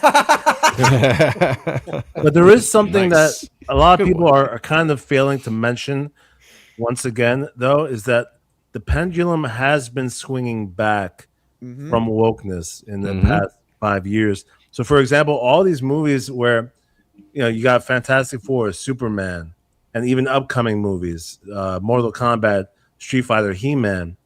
The difference is the reason why the whole doomerism isn't working anymore is actually because these things are stepping away from being woke. Yeah. Because, for example, they're not pushing gay stuff in it. Like there wasn't a lesbian couple in Superman or a gay couple Damn it. in the background, right? And for something to be pro-life and to actually promote like having a baby Yeah, was true. huge to me. Like, Yeah. I haven't seen a movie like that in years, man. And, So, like, and for them to we're- say, like, oh, yeah, they were like, Galactus wanted us to give our baby for the whole world, and so the world would be saved. And everybody was like, so you did it, right? And they were like, Nope. no. No. I'm like, Figured out a no. different way. it's a very good Yeah. point. Wasn't the Matrix kind of pro-life movie too? The last one? It wasn't good. It was that But was the like, last the one, you fourth mean the one? one where The he's fourth like a one? game developer? Oh man, I can It was horrible. I But it was hardly made it Uh, through that was a little that rough. I movie. never watched it was, that one. it was rough, dude. It was I thought it was a bad. joke. It was I thought bad. you're joking, right? No, Yeah, it's it supposed was- to be. it was too It was bad. supposed to be about like relationships and sticking together. That was the whole premise. That I mean, Keanu wanted, it was hetero. I'll give you that. At least it was. It was hetero. horrible though. It was horrible. But yeah, That's true. It missed the mark. It missed the mark. Yeah, but just I agree with what you guys are saying. Like the anti woke stuff went so far in one direction that I think people can't pull themselves out of it, and they've convinced themselves now to seeing woke when woke is not there. That's how they make their money, Joe. Exactly. they're not- That's yeah. exactly what it is. They're just making money. They're making content. You know, I have a show on Thursdays now that we're going to be calling The Grift. The whole idea about it is it's a play on words because I get so sick and tired of everybody using this grift to go into like these rage centers and then just stay there for freaking 5, 6, 7 years. You know, I look at like a lot of the guys I stopped listening to after a while, like as you know, and a lot of people that would just repeat this woke stuff because I would start watching some of these things. I'm like, I give everything a chance. And I would watch something and I'd be like, you know what, that wasn't too bad. It really wasn't that woke. You know, I'm like, you know, this was a good series or this was a good movie. And then I'd go watch a review of these guys and it'd be like, it was so woke. They did this. And I'm like, no, they didn't. It was like, that's a straight up lie. And, you know, I started to realize their game back then and I pulled myself out of it. And that's why I was saying, like, this whole article that you pulled up, that's why I have a hard time just jumping on board with stuff. And even if it's an unpopular opinion, I have to put it out there just to be like, look, this is what I really think it is, instead of us and just in general as people or whatever, getting so up in arms about every single thing. Because you're right. I see it. This is what the left would do. Mm-hmm. And I don't want to start doing those tactics or falling into the same things I pushed back against or made fun of for so many years. But I think that's an important thing that you said there, that this is what the left does. And that's, I'm a very much like I'm like a they're all the same side kind of guy, if I'm being honest with you. And so what I see is, but it's a cool thing that, because I feel like this maybe had an effect upon you as well, Joe. Like as FNT, Nerdrotic, all these guys, you know, at a certain point, for me, it became like, okay, so you guys, this is just your business. Like exactly, this is your business. And so then I was like, okay, well then, what's the actual solution to this? You know what I mean? Say they might be right about half the things they're saying about these movies. What's the solution to this? And it's to create your own art. Yeah. And that's where Comicsgate comes in. Because Comicsgate, you know, it's not one of those things where it's like you have to do what everybody else wants you to do. And there's nobody going after Comicsgate comic books and being like, well, he's very woke in this or he's very conservative in this. Obviously, there's very conservative books. You know, like Mike Barron wrote a very conservative book with Private American, obviously. But the point of it and what we've been doing and what we're continuing to do is just to create good art that we love, that other people will love.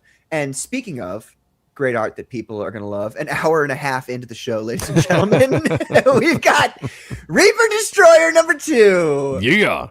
Yeah, let's go. So, okay, tell us now. You know, I know we had you on the show and we talked all about it, but we want the people at home who didn't watch the last show to get a refresh run. What is Reaper Destroyer all about? Reaper Destroyer is all about a guy named Matthew Walker who is trapped inside or imprisoned inside, I guess you could say, this supernatural suit of armor that happens to be inhabited by the ancient spirit of death who's trying to possess his soul. He's also thrust into a world that is unfamiliar to him because he doesn't have his full memories of these monsters, spiritual beings, immortals, and everybody is after him for some reason. He plays a big part, but he has no idea what. It's a giant mystery that he's got to figure out and keep his soul at the same time, and he just might be the key to stopping the apocalypse. Amazing. Nice. Look at that, guys. Okay, you guys at home who are making your own comic books and you're like, what should my pitch be? Just model it after what he just did. What he just did, model it after that. That's perfect. Yeah, and I really just pulled that out of my butt. So, but I think you were able to do that because you love what you're doing and you're obsessed with what you're doing. And you're just like, oh yeah, I mean, let me. And so I feel like, honestly, your response to that question was probably you like reducing all the extra things that you could have said to make it, you know, like a quick thing to say. Yeah, and it took me a while to figure that kind of stuff because pitching sucks. You know, giving pitches to your book absolutely sucks because you don't know what to specifically leave out because there's all these things where like, oh, I want to tell you guys about this, but I can't, blah, blah, blah. Right. So it's like, how do I tell you the basics without giving anything away? So it took a long time. But I think the thing that helped me was the more I started getting confident in my story, you know, like as more I've developed it, because now I'm into issue 2, I've developed into issue 3, because you got the outline of everything you're doing, you know, but things change every once in a while with me, and I tweak things as I go. So because of those tweaks have happened, things fall better into place for me to explain it to you guys than in the very first time I was launching the book, when it's just like, I got all this shit, and like, how do I tell you about it in like 3 sentences? Yeah. And so you've got this amazing John Malin cover here. Yeah. So is this like a time limited thing, or is this going to be for the whole campaign? This will be for the whole campaign. Yeah. The only thing that's who is it colored by? Do you mind? John colored this. John did. Yeah, he did the entire thing. I didn't know that. Yeah. John does some colors. Yeah, he's really liking to experiment doing the colors. I heard John was good with the colors, but yeah. You know, yeah. What I love about John's style with colors is he likes to kind of go back to an older feel with stuff where it's not so much heavily over or rendered like modern day colorists can render. You know what I mean? Even my colorists today can over render sometimes, but he's a fantastic colorist.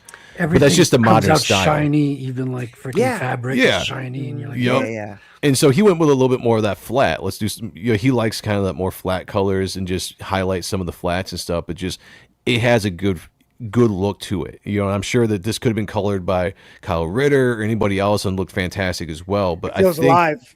Yeah. I think you would the have way had to he did specify it, to them. Yeah. The way he did it was fantastic and fit what he was looking for out of this cover. So I thought it came out fantastic. Yeah. I mean, you can see too. It's not like he went full hardcore into night. I mean, his eyes are glowing. You know, there's that blur around the eyes. So you can see that, like, obviously there's some what you would consider more modern effects on it. Yeah. But like for the most part, look at that. It's just like it's mostly flats, and it looks fucking spectacular. This is the shit that makes shit pop. I really do feel this way. Like especially if you have a very illustrative, like high level of like black and whites going on. Yeah. You really, really, really have to just stick with the flats. Like it looks better in comic book format. It just looks nice. Yeah, I agree. If you so I mean, Ethan, we talked about, is drawing the cover right now, so you guys can grab that up. But if you go to this site and click on it, double click it, you get some really. What I like about doing this on my own website is I can upload these bigger files. So like on Indiegogo, you're limited to the size file you can. In like the high res, you can't really put really high res stuff on there because they don't allow that size. On my website, I can. So I can upload these really high res images where you can go in, do a double click, and it blows up on whether your phone or your desktop, and you can really go in and look at these finished pages, you know, and it's like, so good, this is what looks cool. Thank you. That's badass. Beautiful, man. Nice. Yeah, so shout out, my colorist is Dave Kemp.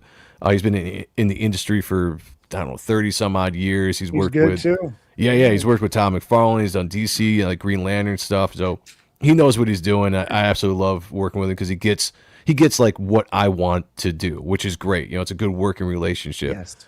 And he knocks it out of the park. We do our tweaks and everything we have to do, and some of the stuff will still be tweaked all the way up to the time we do printing. You know, it's just how you do it. But that's beautiful, dude. What, that tree? What? Yes. Look at that cape, dude. What? Hell yeah. The cape and the tree together. Damn. Yeah. Thank you. Sick. What the fuck? That cape is wild, dude. Jesus Christ. Honestly, you just take that last panel there and turn it into like a print. Yeah, seriously. I could. That cape. I want that cape, bro. That cape You ought to. You want that cape? I want that cape.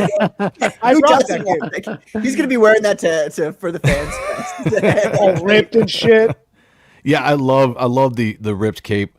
When I decided to give him a full cape, when I redesigned the character, because originally he had like a trench coat with a really long flowing, you know, whatever that kind of simulated the cape back in 2007 when I created the character.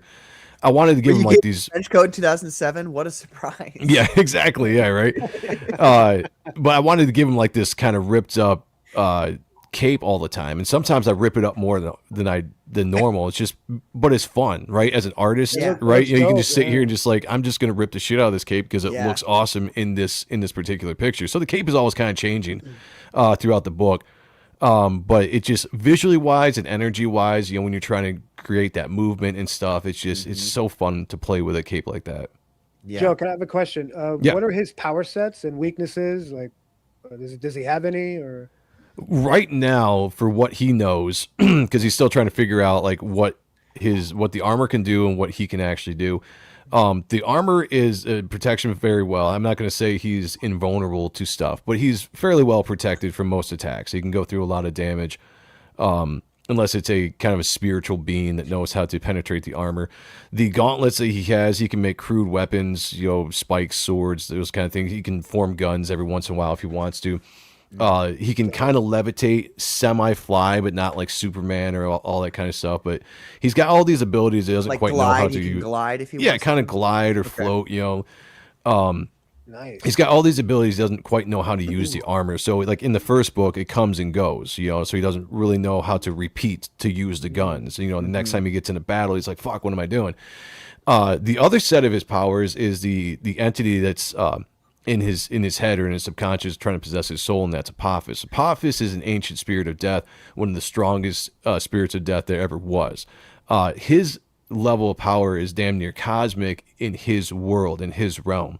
The thing about this world is any spiritual being has no power in the real world unless they possess a body, and then that acts as a conduit where they can use their power through that person in the real world and then use that power through them in the real world. So when the times when Apophis can actually take control of Matthew's body in the suit, he's able to wield his power. Now in those times, Reaper Destroyer is incredibly, incredibly strong because he is siphoning or being able to use Apophis's power in that moment because it is Apophis in control. Is So he like a there's- demon or something like that? Like Yeah, he's kind of like I've described him as a demon before, but I don't know if that's necessarily the right word to describe him as. But usually when you're just telling people like, oh, it's a demon, people just kind of resonate with that a little bit more. Right. But he's a spiritual creature. He's or a character. He was created for a purpose. He's a spirit of death. That's you taking souls, you're killing. Like that's what he was created for, and he's created for a mission. So demon, I don't know if you really go there. You don't have even to though answer it's- this question, Go but ahead. is Apophis like one of the old gods? So no. So the Good question. That's a good question. I have to let people know that Apophis, even though in I think Egyptian mythology is a god, Yeah. in my mythology he actually had a different name. I only called him Apophis because there was a guy that I used to play with in a band in South Bend, Indiana.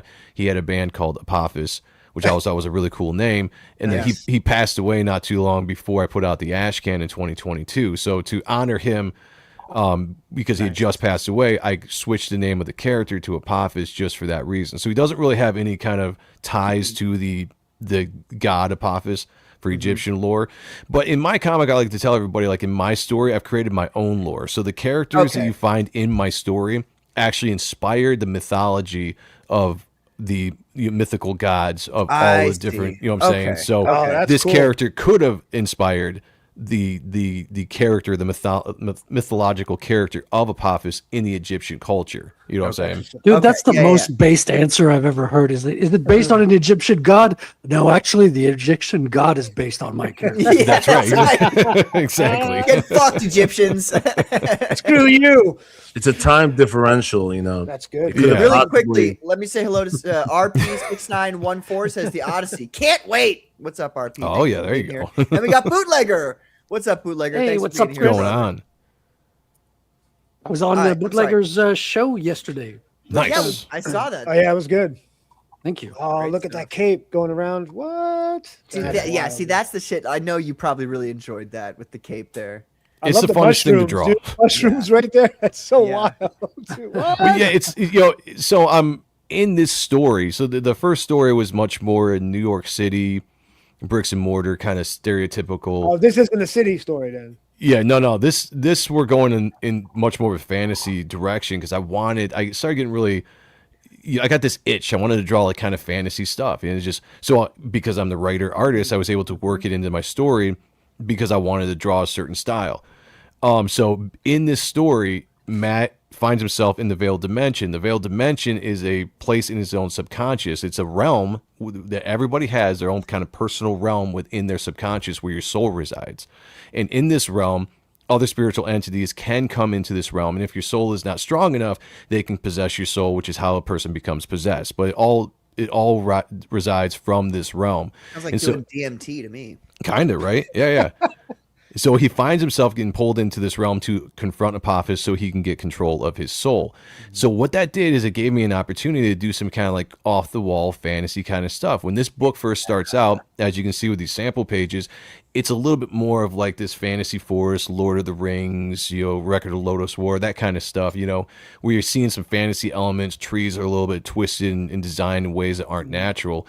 But as we get farther into the story and he goes deeper into his subconscious, it's going to get darker and more twisted as he goes. As he takes a trip to his subconscious to learn, who he is, or all this kind of stuff that we're trying to find before he can even get to Apophis. So this book specifically is going to be very heavily trippy, I could say. It's Nice. fantasy inspired, but I'm going to do a lot of things differently than I You've did got the those first time mushrooms around. in the foreground. They look kind Right? of sensual. Yeah, right. Does anybody else feel that way? Really calming, I'm like real happy right now. Those mushrooms are like, oh hey. It's That funny mushroom's 'cause got a booty on Surprisingly, it really does set the scene very well. Like it really makes the fantasy element Right? solid. Yeah, it works. It really does. Yeah, Thank you. man. Like this is beautiful stuff, Joe. Thank you, man. I appreciate it. I'm sold on it for sure. Because I don't have any of your books yet, but now this series I'm going to be catching up on.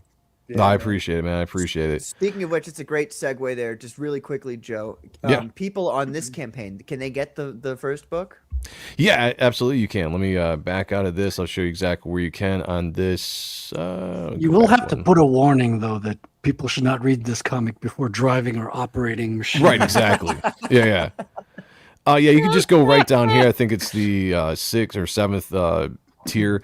This is the Nice. reprint of, and I got to update the images on here, but this is the reprint of issue 1 you can get. Essentially, this is the 3rd printing because I did a Second Chance campaign, which is closed. You guys can't get that anymore, and I'm hopefully we'll be starting to fulfill it pretty soon.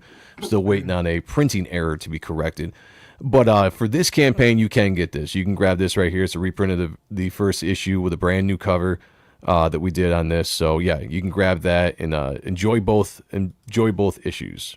We've got the Tasteful Thickness here. Says there's an Ethan Van Skivvy cover. Yeah. Yeah. Yeah, he was drawing it live today, so it's looking badass. He's putting the character Vanessa on it, which is Of course. which is this character right here, Why which not? is one of my favorite characters. I don't have the.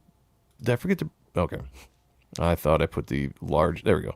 There it Nice. is. Yeah, Look yeah. at that There we booty. Yeah, Awesome. she is a very, very sexy, very evil character. I designed her to be evil for evil's sake because I'm not a big fan of sympathetic bad guys that have to be, we have to be sympathetic by what made them who they are, and all this kind of stuff. Like, no, she's Yeah, just an that's evil character. Liberal. Yeah, she's just an evil liberal character for nonsense. evil's sake. She wants to kill, rape, and destroy. You know what I'm saying? Like those, like the elements of evil, right? She's a good girl. Yeah. Yeah. So She got a personality. She got a Got personality. a real personality on her. Yeah. she's one of my favorite characters. She's in the first issue. She's just being resurrected because she's an ancient character. So in my book, there's a immortal race She's of fit. beings. She's very fit, Joe. Yeah, I just she's wanna nice. say She has she's to a- be. she's a- There's an I mean, immortal she race of kinda beings. looks like she skipped leg day, but other than that, I mean. Well, she's got to be, she's got to be a little skinny. She's doing the squats though. That's I'm the just thing. fucking around. Yeah. Pat likes him thick, you know what I'm saying? Hey, look, brother. I'm a leg guy. You know, there's ass and tits guy. I'm a leg guy, bro. Is it Oh, just really? me or, Okay, Oh, wow. yeah. All When a right. girl I has- when a girl approve. has sturdy legs, I'm like, oh. You're like, oh, I like that. Yeah. I approve of her I'm looking at build. her legs and I Yeah. see a little tear in her pantyhose there. Oh yeah. She's basically almost naked the entire time. Now I don't do nudity in the I like books that, because Joe. I think I like that's that. I think nudity is just it's too easy to throw tits all over the place. Everybody does it nowadays in independent books. Yeah. But go for it. If you guys are doing it, you do your thing. But I like the suggestive nudity because I think it's a lot sexier. Oh, definitely. So you still keep a little bit of mystery, but you're basically I'm giving you the character almost naked all the time, but just a little bit covering up, the places that need to be covered up. Well, and that's kind of like the comic book skin tight uniform thing, right? I mean, it's Yeah. like they're pretty much naked, but Exactly. Yeah. So I want to keep the sexiness of What's the deal Female with her form. crown there? So there's something in the story you guys are gonna find out as we go with her character. But so she wears a 7-horned or 7-spiked crown, and there's a reason for that we'll get to. But with this character specifically, in issue 1, she was resurrected, so to speak. Like she was put into kind of a sleep, a status, because she was such a problem back in the day, like back before time existed, when the Elder Sons, which is the immortal race, were running the world. She was such a pain in the ass, killing everybody, just bathing in people's blood, just utter chaos. The only way they couldn't kill her, because every time they would kill her, she's an entity that would come back and possess another body and wield her power through that body and be unstoppable. She's one of the most powerful characters in all existence in this universe. What they could do, though, is they found a way to kind of make her fall asleep, to put her into status, So our character, Victor Reigns, who's a really cool, one of my favorite characters, but he's one of the oldest immortals alive right now, has resurrected her for a purpose, to basically wreak havoc on the earth. And she has kind of come back. So what we're doing right now is, because she's been in status for so long, the body that she has had for tens of thousands of years in status is breaking down as she's using her power, which is why you're seeing her skin crack. Her power is kind of shining throughout her skin. And she lost her original crown.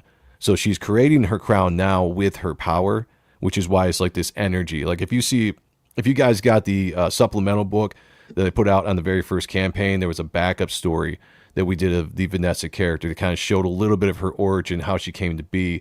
And her original state, her normal state, is this kind of blue energy aspect to her. And when she possesses a body, then she becomes that person, So she has this ability to produce this crown on her head that she's wearing now, until she can find herself a new body, or until this body breaks down. So now for this character, does it work in the same way as it works with Reaper Destroyer, wherein, like, I guess, okay, so how does somebody get to a point where she is like, all right, I want to possess this body? That's a great question. Go ahead. Do they, when that happens, even if the person that she wants to possess wants her or not to possess them, do they also enter that realm that he's in? Are you asking because you want to possess her body? No, look, I'm not saying I don't want to, but yeah, hey. That's a great question. So with Vanessa, she really seeks people that have a nature in them that is an evil nature. So in the supplemental book, if you guys ever get a chance to get that, I'll probably put them on the website. I think I've only got like 15 of those left. But I'll put it up on the website at some point. You should put it up now, because I'll get it because I didn't get your first book, but I'll get it. I'll get it all. After the show's over, I'll put it up. It's pretty easy.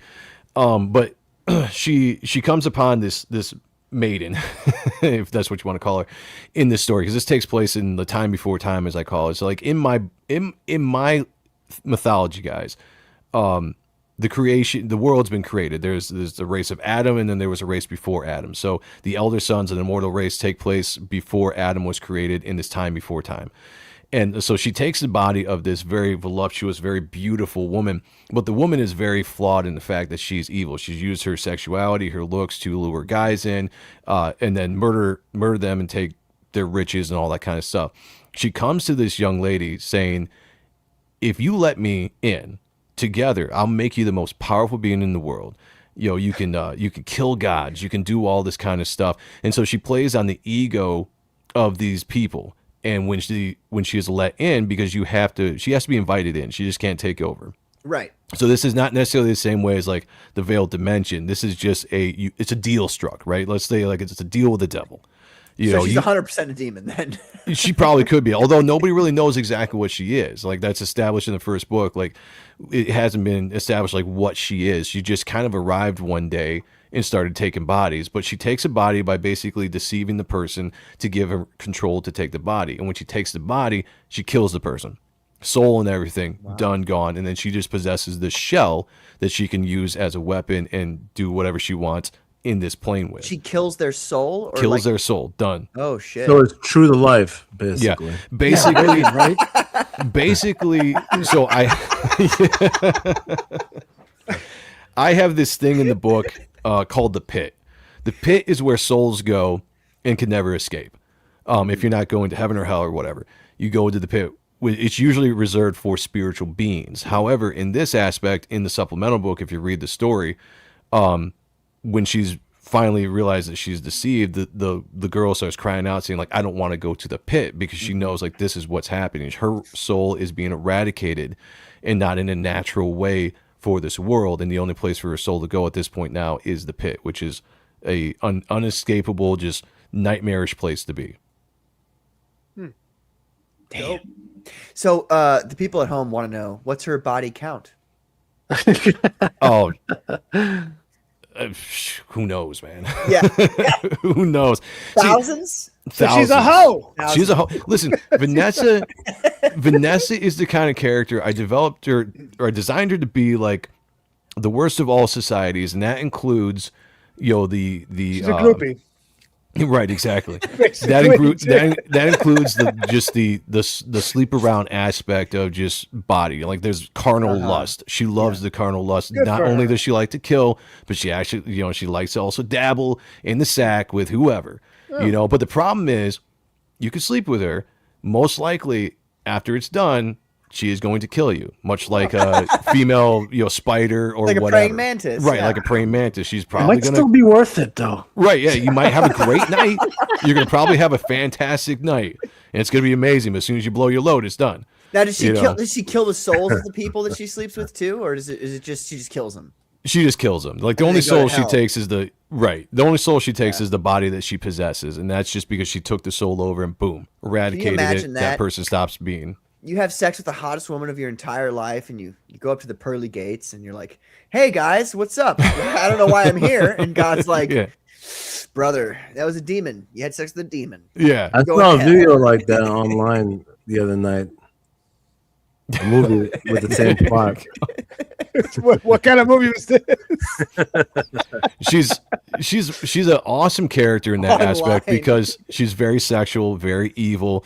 She's also she has a ton of bastard monster children out there. Not in the way that you think. Not in the way it's not like a normal A lot of normal baby mom. woman. A normal woman produces She doesn't give offspring. birth to them? No. There's a way, and we'll actually explain it in issue 2 a little bit more. But in issue 1, we So talk she's a freak. a little bit, yeah. All But right. but she produces monstrous offspring, and that's how she created armies back. Obviously she's powerful enough to kill a bunch of people herself. She wields this giant axe that I haven't said it. This is not really spoiler, but you're gonna find out like the axe was from a giant that she killed a long time ago, which is why it's so huge. But she can wield it, being this kind of smaller, skinny, beautiful, voluptuous woman, but she can still wield this massive axe, right? Because she's just that powerful. By axe, you mean like an actual axe, right? An Not actual like- axe, not like a like battle guitar. axe. Yeah, right, We were talking exactly. about Yeah. music. So Yeah. is she the main bad guy that Fucking that hosts flying bee. that mothers all these other evil entities? So she's the main one, basically. Or? No, she's just an evil entity, but all the other evil entities are afraid of her. But she mothers a bunch of other entities. She mothers a bunch of like bastard monsters Okay. that she can create, and they're loyal to her. So when she's creating armies that go around doing the exact same thing that she's doing, which is just killing people and just the most ruthless things you can think about, it's just blind, utter loyalty to her because she's their mother to Right. them, right? That's awesome. So you're going to see a little bit of that in issue 2. I'm going to kind of show that within the story to kind of bring that in, because we only touch on it in issue 1 a little bit. We just kind of reference it when we're talking about the character of Vanessa. Victor is kind of giving the story of the history of Vanessa to the character at Chaos, because he's like, hey, this is what I'm doing. This is what she did. By the way, boom, boom, boom, boom, boom. And he lists off the fact that, she was able to create these monster children that weaned on flesh and bone, is kind of, I think, how I put it in the book. So 2 questions. 1, are you allowed to tell us who the skull is that she's holding? Yeah, so that's Victor's skull. Now, Hi, Victor. yeah, it's Victor. Will Victor die in the book? You'll have to buy the book. You'll have to buy the book to. I think we can probably tell from looking at What do you mean? Maybe- How do maybe you recover from this? possibly, but maybe not. So I'm a big fan of 80s covers that Yeah. would put a story onto the cover that would tease what possibly could happen, but then you don't necessarily get the same results when you read the book, right? So it's just like, hey, a villain standing over Superman. It's like so and so killed Superman. Does Superman really fall? Tune in. Read to find out. Like that kind of stuff. So this was kind of a play on that for just putting a fun cover out there for the way that issue 1 ended, where Vanessa was basically like, "I'm gonna kill you." Because the thing about issue 1, when Victor resurrects her, and he knows what he's doing. Victor is a very smart character. Like I've described him before as kind of being like a cross between Kingpin and Hannibal Lecter without the cannibalism. He's a very smart character, always 2 steps ahead of everybody, very planning everything out. So he's got a plan that he's working in place, knowing very full well that Vanessa is probably going to be itching to kill him as soon as she gets resurrected. And the reason why that is, you find out in the book, is that he was one of the people that kind of helped get her in status in the first place. So it was fun to play on this cover for issue 2, being like, hey, what's going to happen in issue 2? Oh, hey, here's a cover with Vanessa holding Victor's skull, as a freshly bloodied, what are we calling this? The decomposing skull. Yeah. And so does he die in the book? You're gonna have to get it to find out. But it's a fun imagery to put out there. So this cover is to which specific book? This is issue 2's cover. This is my cover of issue 2. Okay, it's one of the covers. Main Yeah. cover? Yeah, one of the cover. Yeah. This is probably, like my covers are always going to be the main cover, even though John's is the featured cover. I've got EVS, I got a Brett Booth, but my cover will always be the main cover because I got an ego, right? Yeah. Well, it's your comic book, of course. Right. Yeah. Yeah. No, it's not about ego. It's your work. Right. Yeah. Your baby, yeah. Yeah. Yeah. So I will probably actually be drawing another cover at some point as well. But I had this image in my head for the longest time, and I was like, I just want to do that, And so it's a great cover, man. Thank you. Absolutely. Yeah, Thank sure. you. Yeah, it came out fantastic. Is it going to be a version cover? Or are you going to have the logo on top? There's going to be a logo on this one. There's going to be, let me share something else with you It's guys. certainly not a virgin cover, if you know what I mean. Yeah, definitely not a virgin. Virgin. It's going to be a slutty cover. A little whore. You got a whore cover? We start calling it now the horror cover of my new comic book. Here you go, Patrick. Bring this up.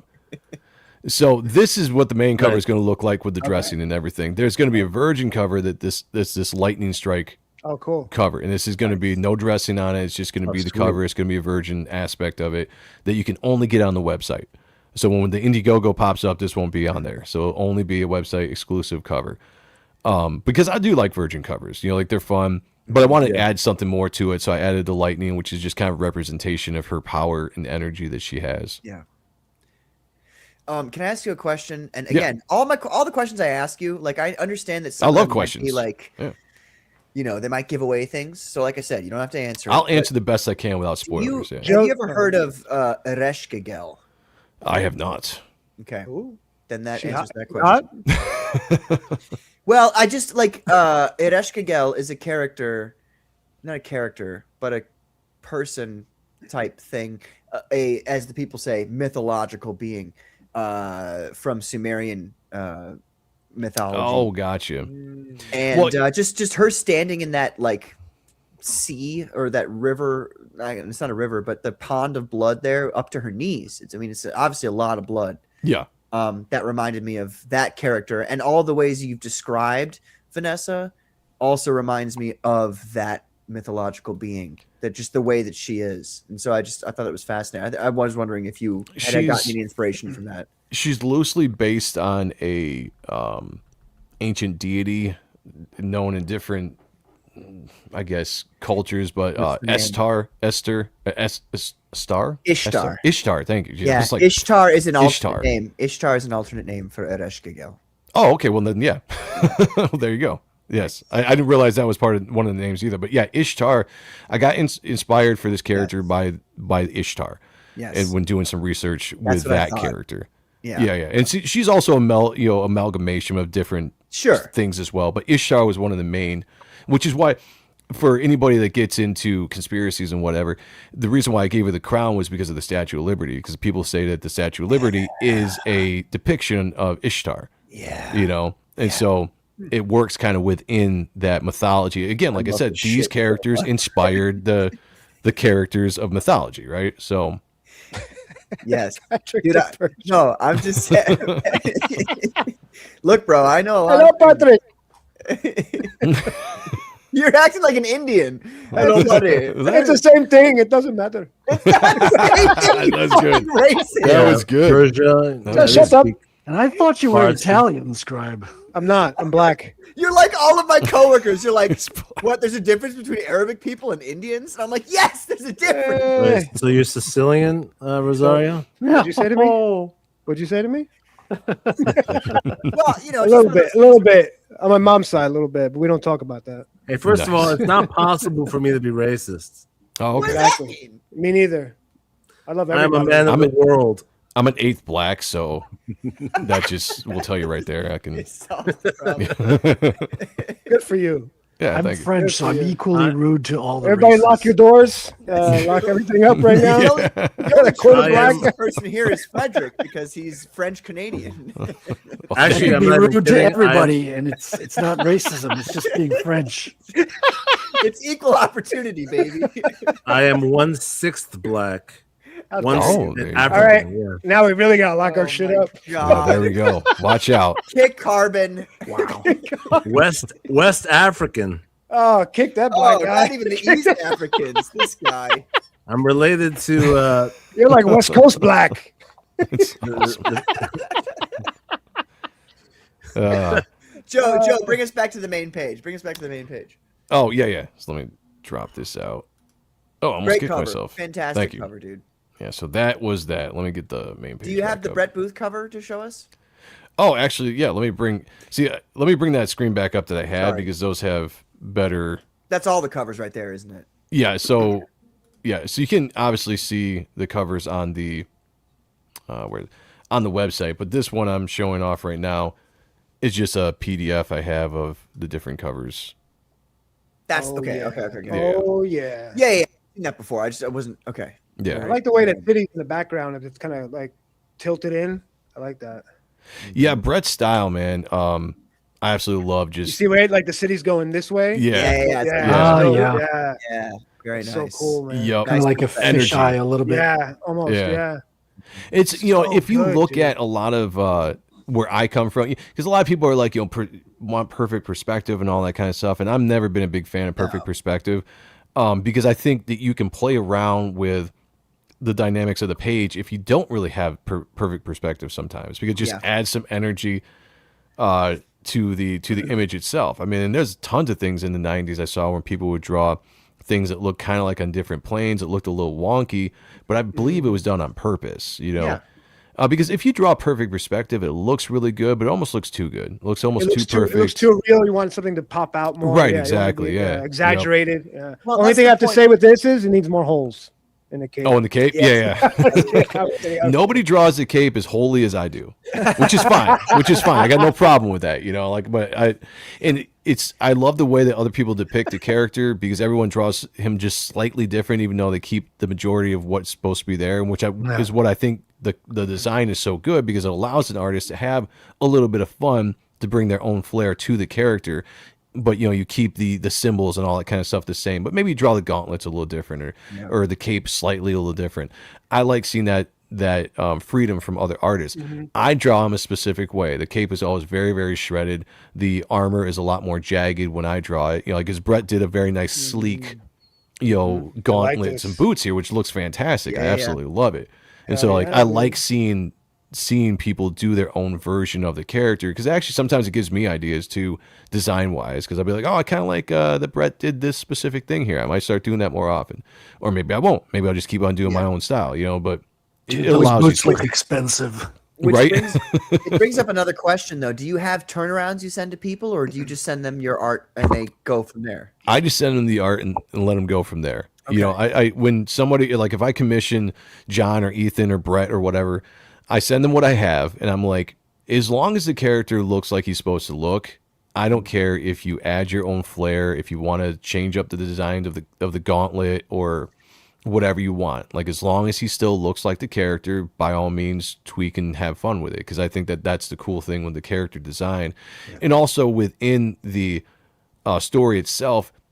The armor is a organic armor, it's bio armor. So it is like supposed to Thawne. kind of change and evolve over time. So okay. it fits within the story. If somebody wants to draw the boots a little bit different or whatever, why not? It works. You know, it's the same thing with the cape. The cape constantly changes because the cape is kind of alive in a sense. Not alive like Spawn's costume, but it has elements where it's not just material. Right. Yeah, yeah. I just love the 90s elements for this design, you know? Yeah. Like the lines that go on his calves, you know what I mean? They go all the way around. I did the same thing with my characters in my comic book. 'Cause Yeah. it was a very 90s thing, and I want design elements. and right? I love on his thighs the it's not a rectangle, but you know that shape, the square sided shape with the lines going down, like it's a very like 90. It's so cool. It's such a fucking. It's so funny because anybody that listens to me can get a little bit of clues as to the characters that inspired the design of this character. Because I've told people before, there's literally 23 different characters that inspired the design of Reaper Destroyer. And I've given some out there, and there's probably some of the obvious that you can see. But one of them that people will never get, and I'll just put it out there because nobody's ever going to get the 23. But I do challenge somebody at some point. Put a list together, and I'll tell you if you're right. One of the elements or character designs I really loved that I put into this character, which you're going to realize it as soon as I say it, was Gambit. And Gambit had those patterns on his legs, and he had those boots that were metal. Yep. That's exactly what inspired the kind of leg design of this character. And I did it my own version, but I was just like, I was always a huge fan of Gambit. And I was like, I love those kind of designs. So I did my own version of that, and that went into the development of the characters. I like it's just two colors, like kind of gray, black, and red. You know, like simple. It's so cool, man. Thank you. Well, it's like, you know, my two favorite colors are black and red. Even though people say black's not a color, it's a shade. It's really hard to do black unless you're just doing like a lot of ink or you know, black inks and stuff. So you know, I was just like, great, we'll make it gray, just as long as it's a dark gray. And I might start putting more black in the costume as we go, you know, depending on how I feel. It reads as black. I got to be real with you. Okay. It's a character that pops out and it's noticeable, you know, so like you can recognize it from far away. So that's what I like about it. Thank you. I got a little bit of a shot of Gambit here. Oh, there you go. Yeah. Hold on, let me make you big here. Now we're talking. There we go. Yeah. See? Yep. The bottom shoes a little bit too. Yeah. The boots and his leg design I took a lot from that because I always thought it was a hell of an awesome design. Gambit was one of my favorite characters as a kid. Coolest mask too. Yeah. You can see that John took the headpiece that Gambit's wearing and used it for godlike, yeah. Well, and that headpiece is very 90s, right? There's so many characters. Everybody had those. Everybody loved that headpiece. But his for Gambit, it fits him perfectly because the hair overlaps over the mask in a way. You know, like the top, like the 80s, like do. It's so fucking. Gambit's torso was the weird part about Gambit, but not weird in a bad sense, but just like.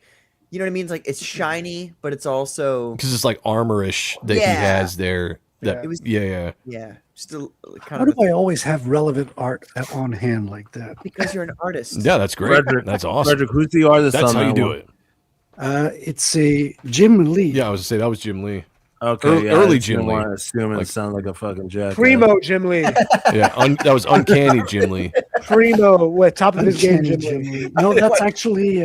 Is it? That's uncanny. Yeah, it's uncanny. I think you're right. Yeah, you're correct. Yep.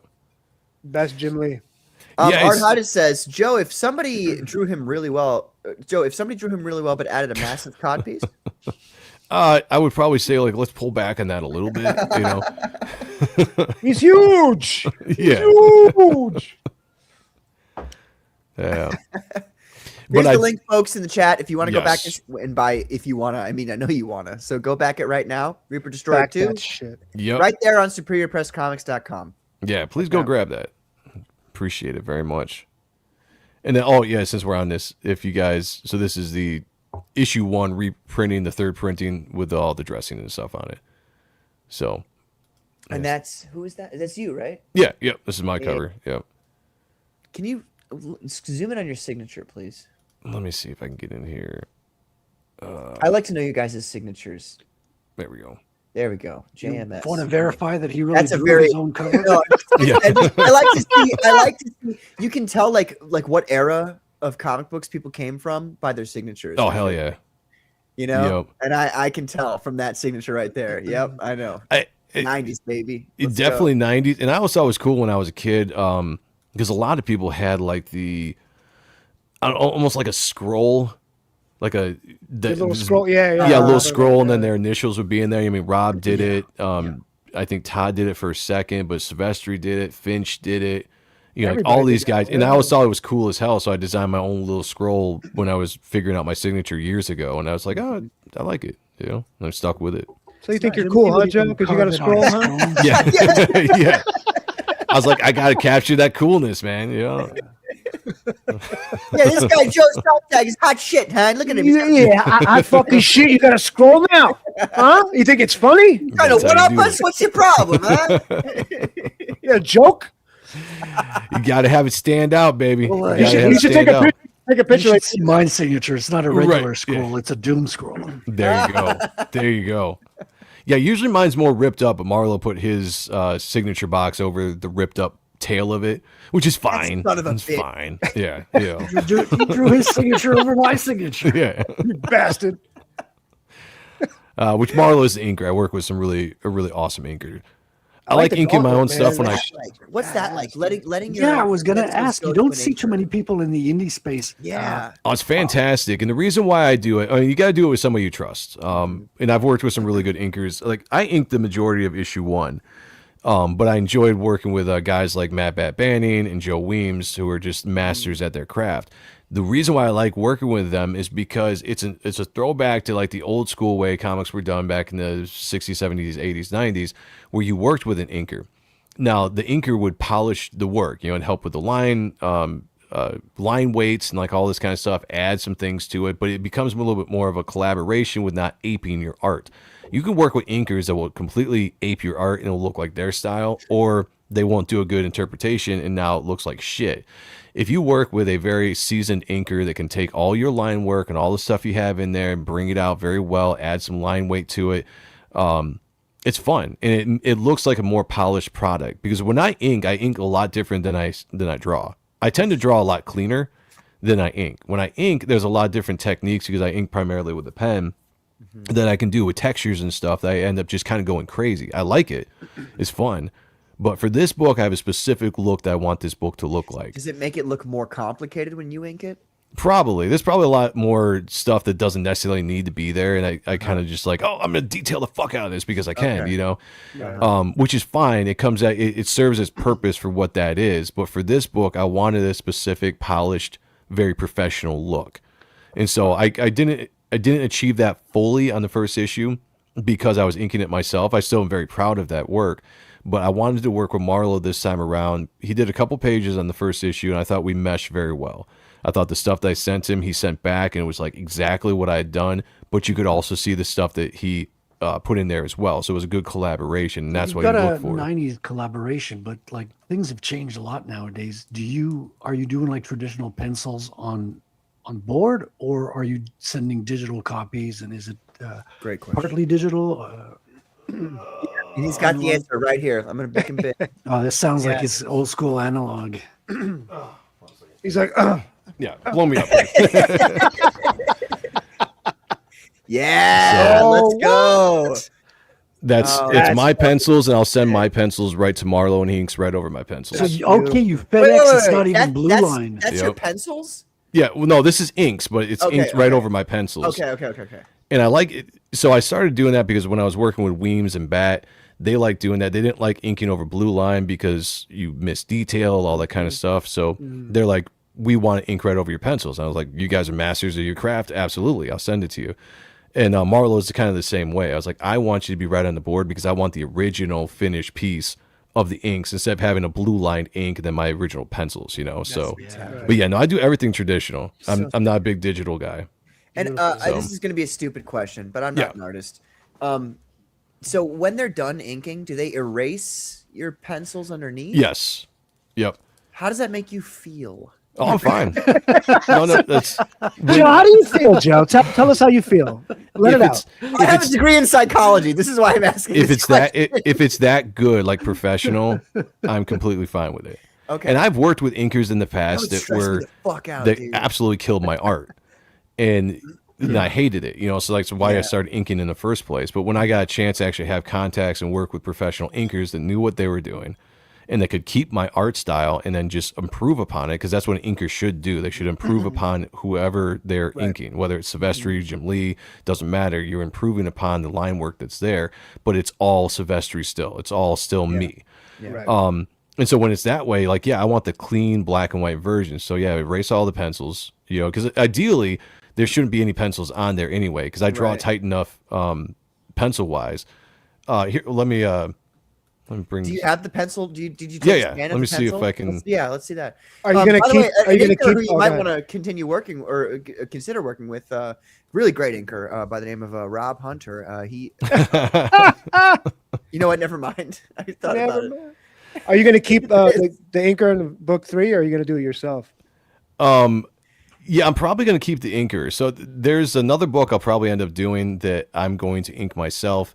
But as far as this book goes, Dude, that's gorgeous. I'm going to don't mean to keep interrupt, working. but this is freaking beautiful. Thank you, man. Zoom in. All right, I like the gauntlet. The arm is pretty cool, What's man. happening The little vein things coming out, the biomechanical stuff. I like that. I'm getting here like we go. Witchblade Spawn inspirations. I don't mean to pigeonhole. I like those little right there, the vein things in the bottom, like the biomechanical, like popping out of the skin almost. Yeah. That's so cool, man. Yeah. So is it inside the flesh, the gauntlet? Is it like in the? No, everything's around the host, or if you want to say host, but the person that's in the armor. Everything's around it. You know, the host is firmly secure within this armor, even though it's skin tight, all that kind of stuff. He's completely protected, and everything that's outside of the armor is just the armor itself. So good, dude. But yeah, you can see, like, I mean, these are the original pencils, very tight, and he goes through and inks it up, and just, you know, I mean, I even add line weight within my pencils as well, because I like to do a lot more tighter pencils, but I do some looser stuff. You know, well, I noticed that I especially let on his him bicep there. You can see that your pencils there are much heavier. Yeah. On the left side. You know what I mean? Like it's the front. The front has the heavier lines. Yeah. You can see the line weight already in the pencil. Are you? Do you have a set number of issues for the story, or are you going like unlimited kind of?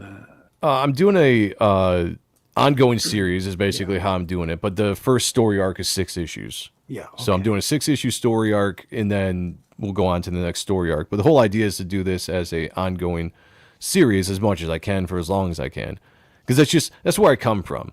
You know, like I like the ongoing. You present a character and let's tell the story. Let's just tell the story as it goes. You know, a lot of people, when I came into this space, were doing the graphic novels. It was like a one and done story. Everything is within there, A to B, and you're good. And then the next book's gonna come out, and we're gonna tell another story and continue it on. I'm just like, that's fine. But I want to have like the old school feel, a comic book feel, you know, like issues. I do issues. Now they're longer issues. Issue 1 is 44 pages. Issue 2 is going to be 32 pages because 44 just takes so long to fucking do.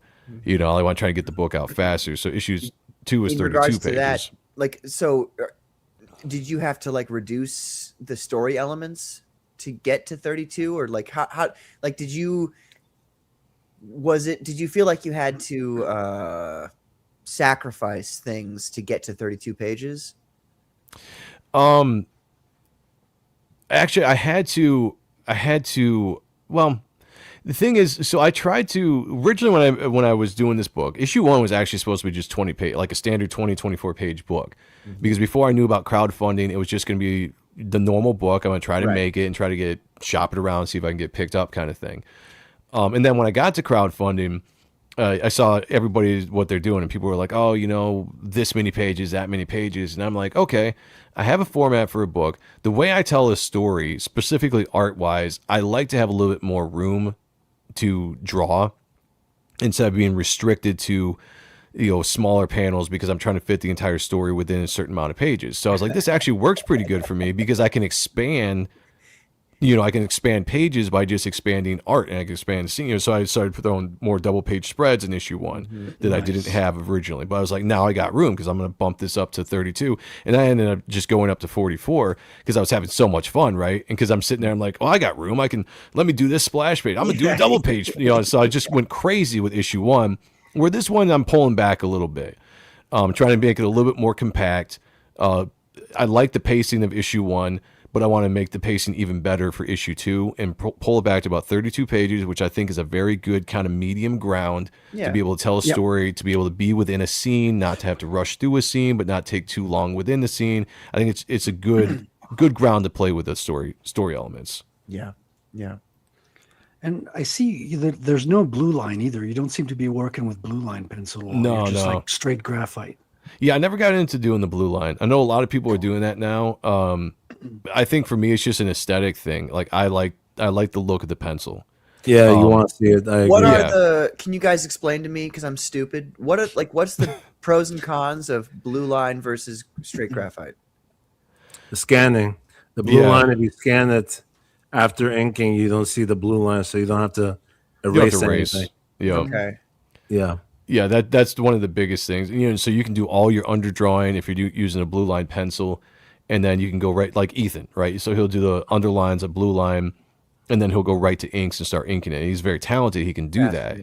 Not everybody can kind of do that specific style, but I do see a lot of people doing the blue lines, and then sometimes we'll go to pencils from the blue line. Yeah.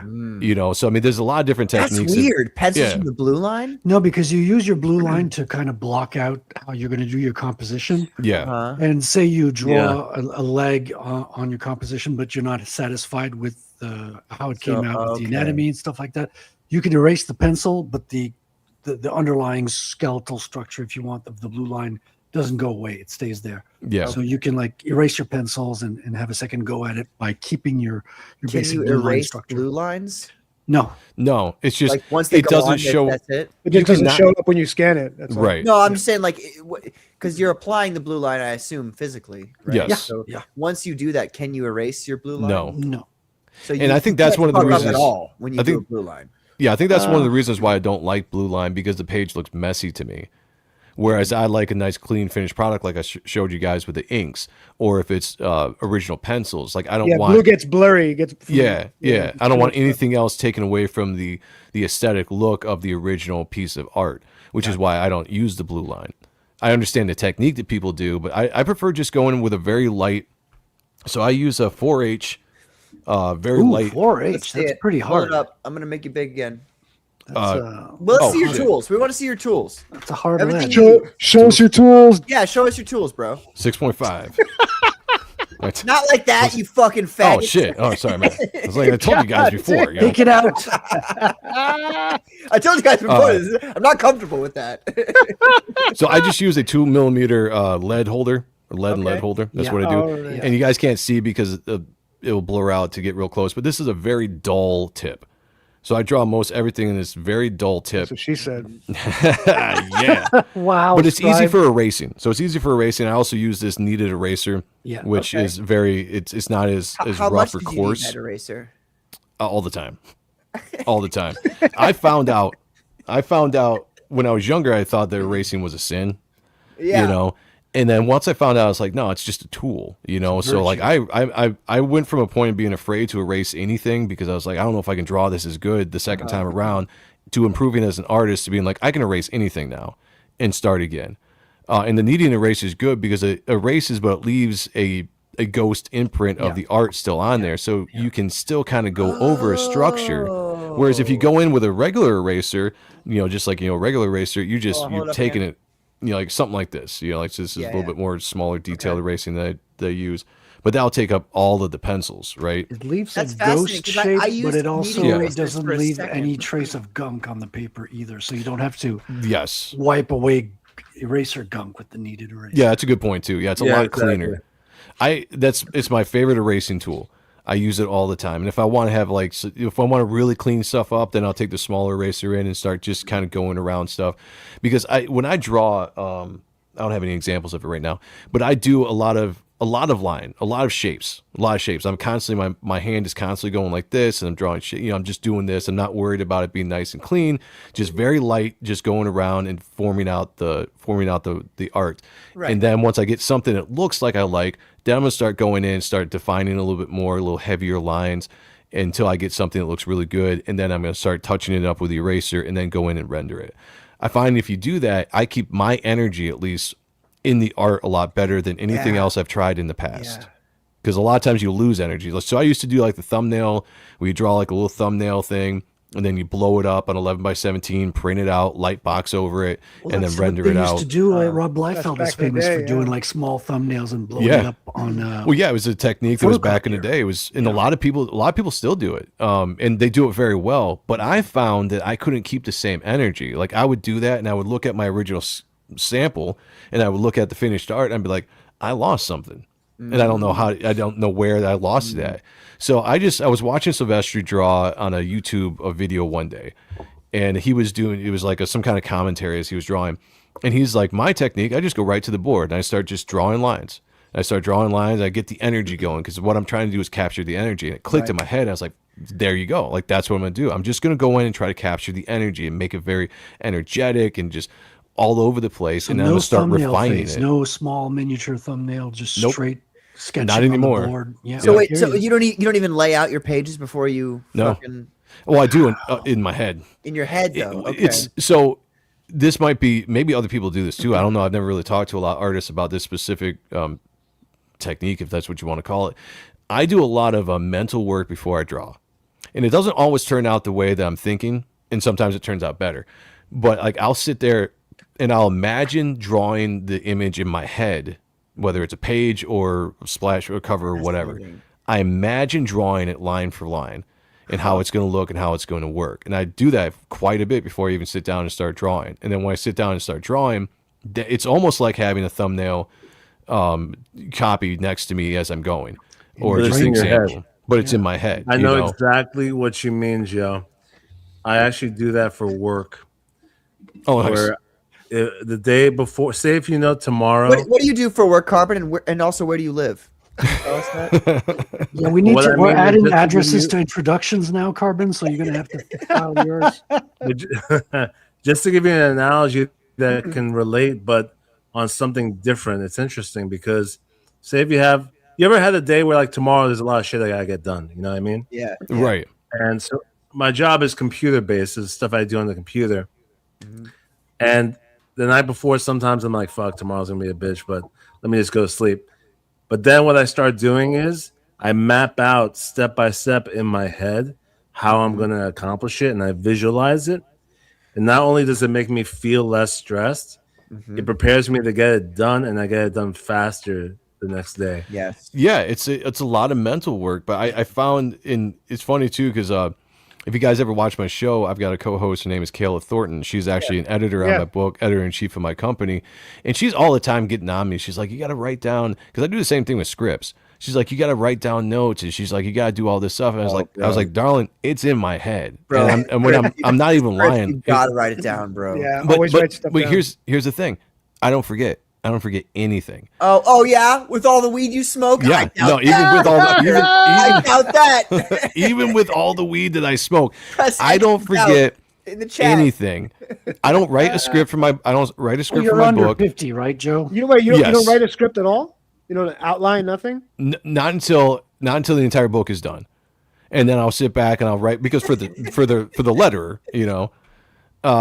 no, yeah, he can't bang a chick until he's out. He can't do anything outside of his suit until he's out of his suit, which will come at one point. Trust me, it'll happen. I'm sure he'll come at one point. Yeah, yeah. What's up, Sheldon Martin? Thanks for I mean, there, maybe down the line there's an interaction with Vanessa that happens. I don't know. We'll find out. Well, it's not the scanner that gets rid Oh. of blue lines, Sheldon. It's your software. Yeah, So, Photoshop will knock it right out. yeah. There's a function, and yeah, there's tutorials on the internet from people that that show how to do that. Yeah. It's actually fairly easy. I mean, there's a couple different techniques, and there's some really easy techniques where you can just knock it right out. It's pretty easy. It's crazy easy. Yeah. But no, yeah, everything's in my head, and I'm not even lying about that. Like, I'll sit down after the entire book's done, and I'll actually do a script based on what's in my head, just so I can send that to the letterer, so that he can letter the book based on what I need. But I've got the entire book in my head. I've got very loose dialogue in my head, so I know what's going on in every scene. I know basically what the characters are going to say to each other, even though I might go a little bit more in depth once the book is done and I'm looking at it and getting into the heads of my characters. But I know, like the first 5 pages of this story that I've showed you guys tonight, I know what the dialogue on those pages are going to be. without writing it. I just know what we're going to do. It seems like you're doing extra steps by writing it down for the letterer, though. Have you thought about getting a mind reader as letterer in the future? Maybe I should, maybe I should. But no, like it drives Kayla crazy because she's all the time saying, "Hey, send me what you have," and I was like, "I don't have anything yet. It's just right here." That's pretty crazy. Yeah. Well, you have a lot of confidence in your memory. I mean, honestly, if I use notes on my phone. Yeah. Which to me, I mean, that's one of the best things about having a smartphone. Yeah. Is there any good idea I have now? I immediately put it into notes. Yeah, for sure. Because I'm worried that I'll forget about it, the next day. So Yeah. I do that when it's like when I come up with the idea of like a future story element, right? But when it's not in this story arc, I'm like, oh, this would be really cool. I'll write that down just in case I'm not thinking about it for a year, 2 years down the line. But when I'm working on this project, I know exactly what these characters are going to say to each other for the most part, in the entire book, how the book is laid out from pages 1 to 32. I know the scene changes. I know the scenes themselves, what I'm going to do with them. Now, granted, while I work on the book, it might be tweaked because I might see something I like differently and I tweak it as I go. But everything is, it's weird. I guess it's weird. I don't know. Everything is kept in my head, from character designs to script to story to everything. It's just in my head, and I don't forget anything. And I don't know. I have no idea why that is, but I don't feel the need to write it down because I'm like, it's here. Like it hasn't gone away, When it comes to visual stuff, I can understand that because especially if you you have a design in your head and you can see it, I feel like that will stick more. So right. rather than like, well, I live the story so much in my head, right? Like I think about it so much in my head that it's like writing it down, but like, I'm constantly thinking about the story. I'm constantly thinking about what I'm doing in the moment of doing it. By the way, the peeing thing. So this armor, I got a great answer for that. To not force you to answer this question. But I've answered this before because it is kind of funny. The armor takes care of every kind of function that the body needs to take care of automatically. Without. Yeah, it every keeps, function, huh? It keeps. Well, I mean, How do you wipe? the armor is going to do that. The armor is going to do that for you. It's going to keep you clean. It's going to keep you sanitized. So is it like the armor in Dune where it recycles the fluids? Maybe. I haven't gone that in depth with it. Just the armor itself will take care of the person on inside. So Joe didn't smoke enough yet. That's right, ladies and gentlemen, asking the hard questions right here on the Comicsgate Commandos. Joe, do me a favor. Go roll a blunt, come back, and let us know what happens with the suit. Right? I can tell you. I'll tell you exactly how the ass is taken care of. No, but it's the suit is, and this is being legit. Like the suit is designed, the armor is designed to take care of the host that's inside the armor. So it's a weapon. The armor is a weapon, and it can't exist without a living, breathing host within inside of it.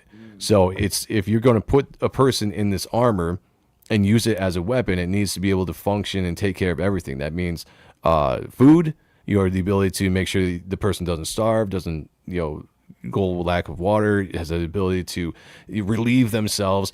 Everything it's an organic, biomechanical armor that works off of the human body. That's sick. Yeah, that's awesome, man. Great idea. Thank you.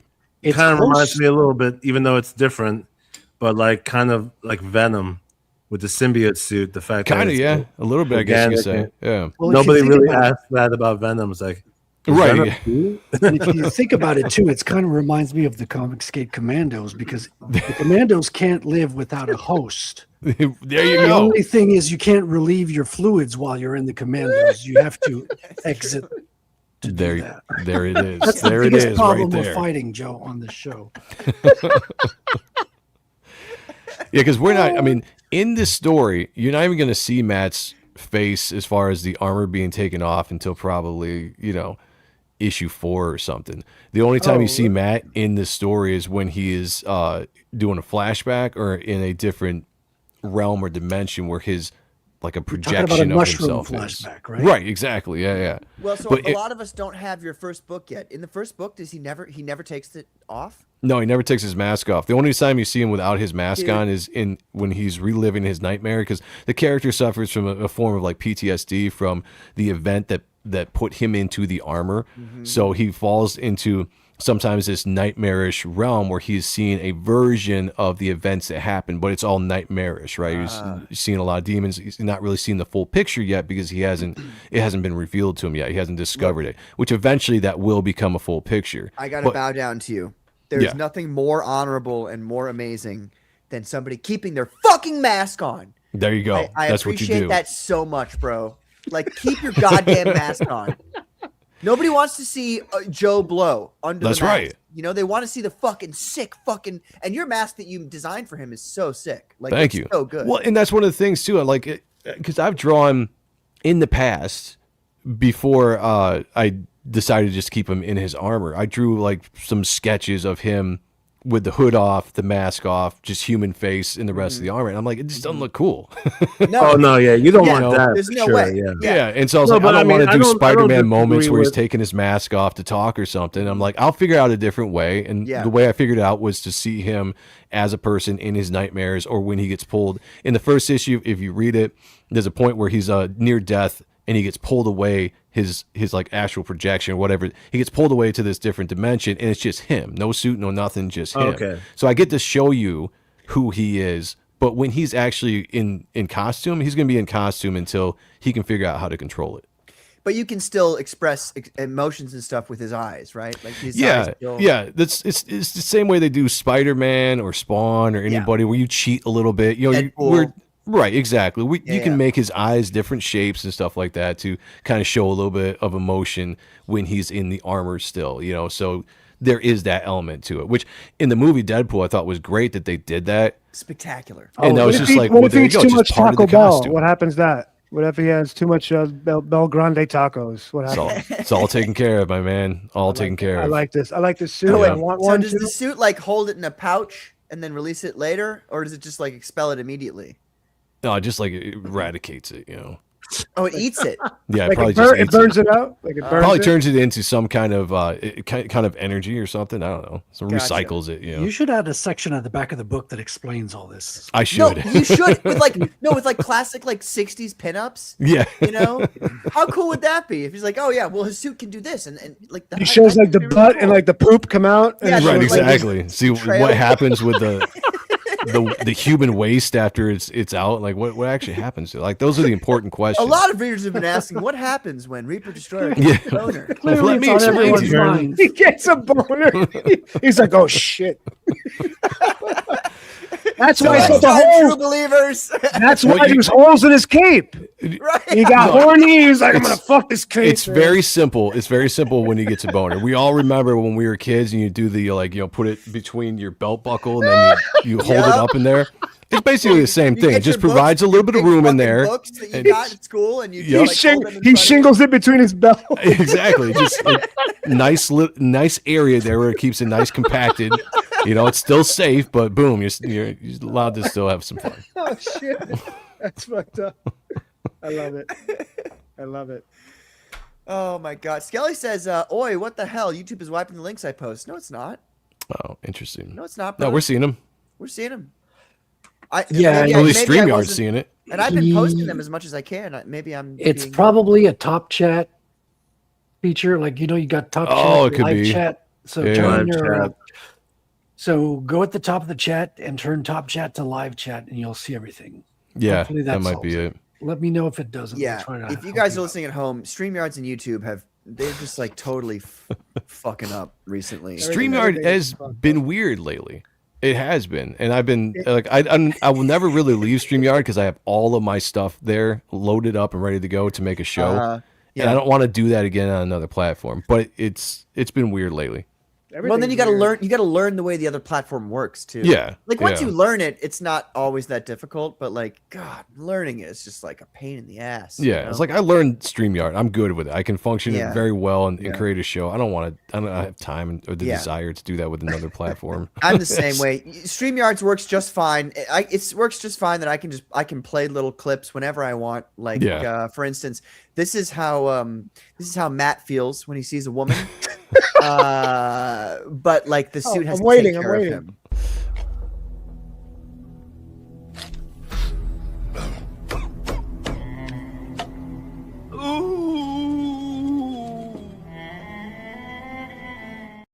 That's how. That's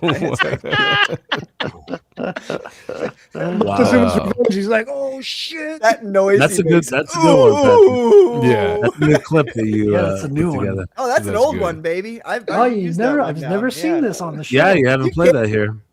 Well, you guys always show up late, and by late I mean like I play the. Yeah, you mean we don't show up before you post the link, right, Patrick? Bam. No, Patrick, you haven't played that on here. Charged. I love how Anyway. last week I was like, "Yeah, guys, we're closing out my campaign. It's gonna be an amazing night." And you guys, it's like, Send the link, 7:30, dude. and you guys are like, "Where's the link?" And I'm like, "Oh, He's like, Patrick is like, why is no one coming on my Right. launch? We're I 2 was minutes to go. actually- Like, I love they it. all we abandoned need me." the link. Yeah. Love it when The that missing happens. link, Patrick. Love it when it. I know you Oh. don't believe in the missing link, but you gotta meet us Yeah. halfway. I've there. done that with guests before where I'm like, where the fuck are they at? Like, we're about to go live. And I'll be like, oh shit, I never sent them the link. Joe, there's a video that you probably haven't seen. It's brand new. It's like a compilation. I was just going to show a couple of seconds of it, Patrick. Go ahead. Where there's, Oh, yeah, there's a bro. cameo. This is made by Grim Jim. Fucking awesome. Look at Uh, this whole friend- thing, dude. This The is only great. good thing AI ever did. This is it right For here. real, ladies and for real. gentlemen. It's pretty. Yeah, good. dude. So he put Play together this, this dude. AI compilation of CG creators and CG shows. And this is the moment that there's a cameo of you Oh, And- nice. and Reaper Destroyer. So on the elephant, that's Shant and Jetty. Okay. So the idea, Of course. it's also elephant actually, Oh, that makes sense. Yeah. and obviously this is AI, so people's faces are close to Quite what they the same. look like. But this, we could tell this is you because of the hat and the Oh, beard. that one's me? All right, I'll take Yeah, it. All pretty right. spot on. All Yeah, right, you're so let's shredded go. there, man. Ideal of physiques for everybody, of course. There you go. It got to be. Naturally. Yeah, it has to be. I think Oh, it's the whole hold up. thing. It's muted. Sure, the Indian guy gets to ride the undead elephant. This is from one of my books. I might have some- Oh, Check nice. that out. That's supposed to be Reaper Destroyer That's- there. Yeah, for AI version, that's pretty cool. Needs more Close holes though. ish. Yeah, he's got his Yeah. arms exposed and stuff, you know. But yeah, Yeah. it's It's like the It works. cosplay version of it. right. Yeah. I love how he's handing you the cigar though, and you're like, "Yeah, let's I go." don't think that's a cigar. Yeah, it's probably a joint. Men don't fat pass day, bro. cigars. That's a That's blunt. insane. That's a big old blunt. You know. I don't know if you know this, but That's men do fucking not pass fat, cigars. bro. That's true, actually. That's Yeah. a good point. So that's a huge. fat ass blunt. That's a- That's yeah, Blunt, that's baby. how we do it. That's how we do it. It's a white This owl. is followed by my favorite part of the whole video, which is my favorite thing of the whole year, by the way. Nice. Let's go. That's what's up. So fucking cool, dude. Come on, Bro, That's I awesome. was, dude, I literally I watched this whole thing on repeat for like the following couple of days after we saw it last week. It's pretty I was awesome, dude. obsessed with this fucking thing, dude. It's so great sick. work. That's what's up. That's what's up.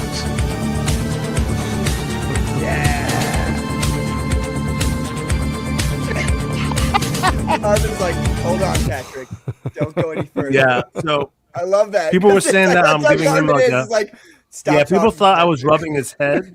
But apparently, Grim Jim explained that what's actually happening, I'm just putting my hand up to stop Yeah. the team. Yeah.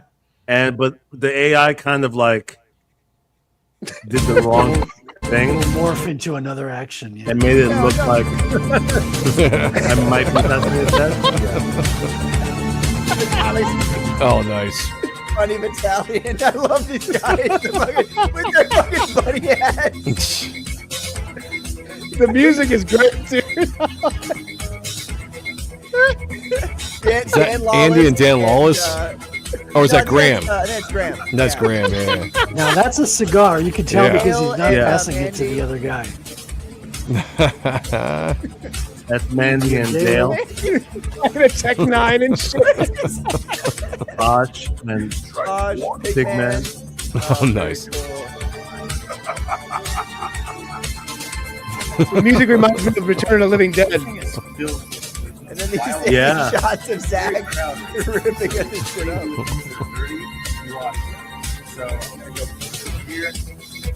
This is one of the best Zach episodes, though.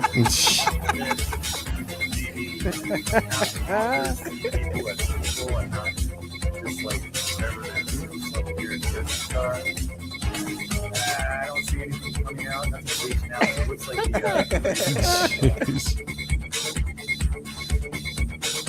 Oh, nice. Crazy.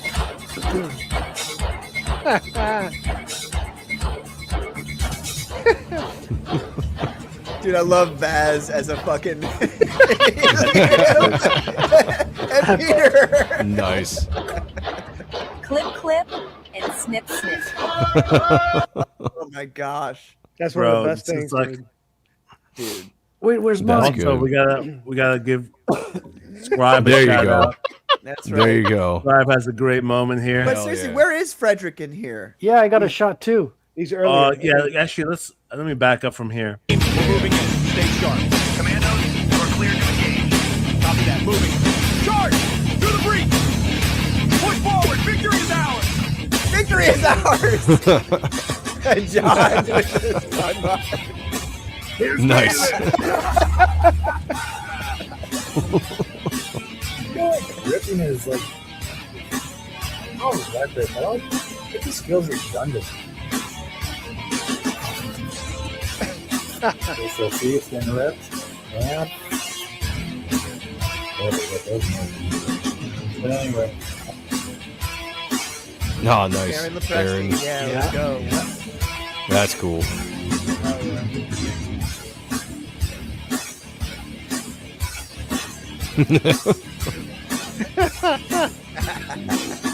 Mange. Dude, wait, do they really scale you? I'll have to look at that again.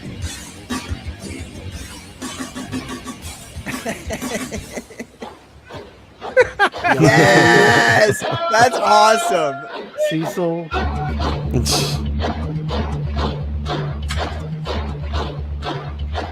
This needs to get played on October Cash in grab. front of everybody, dude. Oh, there we go. Big screen. We're back at the elephant. Nice. thing about this is somebody in comics is actually just talking about Ned. Like, he was murdered, and then their reaction was just to not talk about it at all. Fire! Yes. That's it. That's the best. Wait, go back. Play it again. I'm sorry. I was bringing up a chat. Hold on. Fire. It's short, but Hold it's up. there. Give me a second. But then they got a nice boat for you there, Frederick. I know, right? Fire! Yes! With the tri-corner too. Amazing. Yeah, but it's added a little bit of detail on there too. Yeah. We gotta have this playing right before we And go the, on. and the circular sunglasses you wear. That's fucking awesome. Yeah, those That's so sick. are the real. Yeah, Do you man. have gauges though? It That's looks like you got awesome. gauges there on your ear, on your right ear. Oh there. yeah, that's right. Yeah, that's not in real life. That's added in. Yeah. I didn't know you were emo. Some If it pirate, works, it works. pirate earrings. Look at this. I love this. Frederick like is the captain of a ship. That's fucking awesome. Hell yeah. Yeah, man, this is a sharp look, man. That's a fresh costume there. Well, I have. It's not AI. I have it in my. I have it for in real life. That's funny. Skeleton Core says you can see Frederick's screen in his glasses and that too. Oh, yeah. Oh, Oh, yeah. Crazy. Even on my ship, I have my laptop. That's You know. Admiral Guimont. In fact, because of this, he's now been promoted to Admiral Guimont. Oh, I'll take Admiral, it. That's I what love he it. is now. That's I awesome. love it. That's Like it. awesome. Thank you, Skelly. It's your fault. Yeah, the fucking flamethrower on the fucking ship. Hell yeah. That's right. Eat shit, Parliament. Oh, sure, the Indian guy gets to ride the undead elephant. This is even from one of my books. Pass that shit. Hell yeah. I look like Seth Rollins. Wait, you in said that the one. birds have the sunglasses? Wait, let them roll in. Let the Yeah, birds yeah. roll in. Oh, yeah. Bring him in.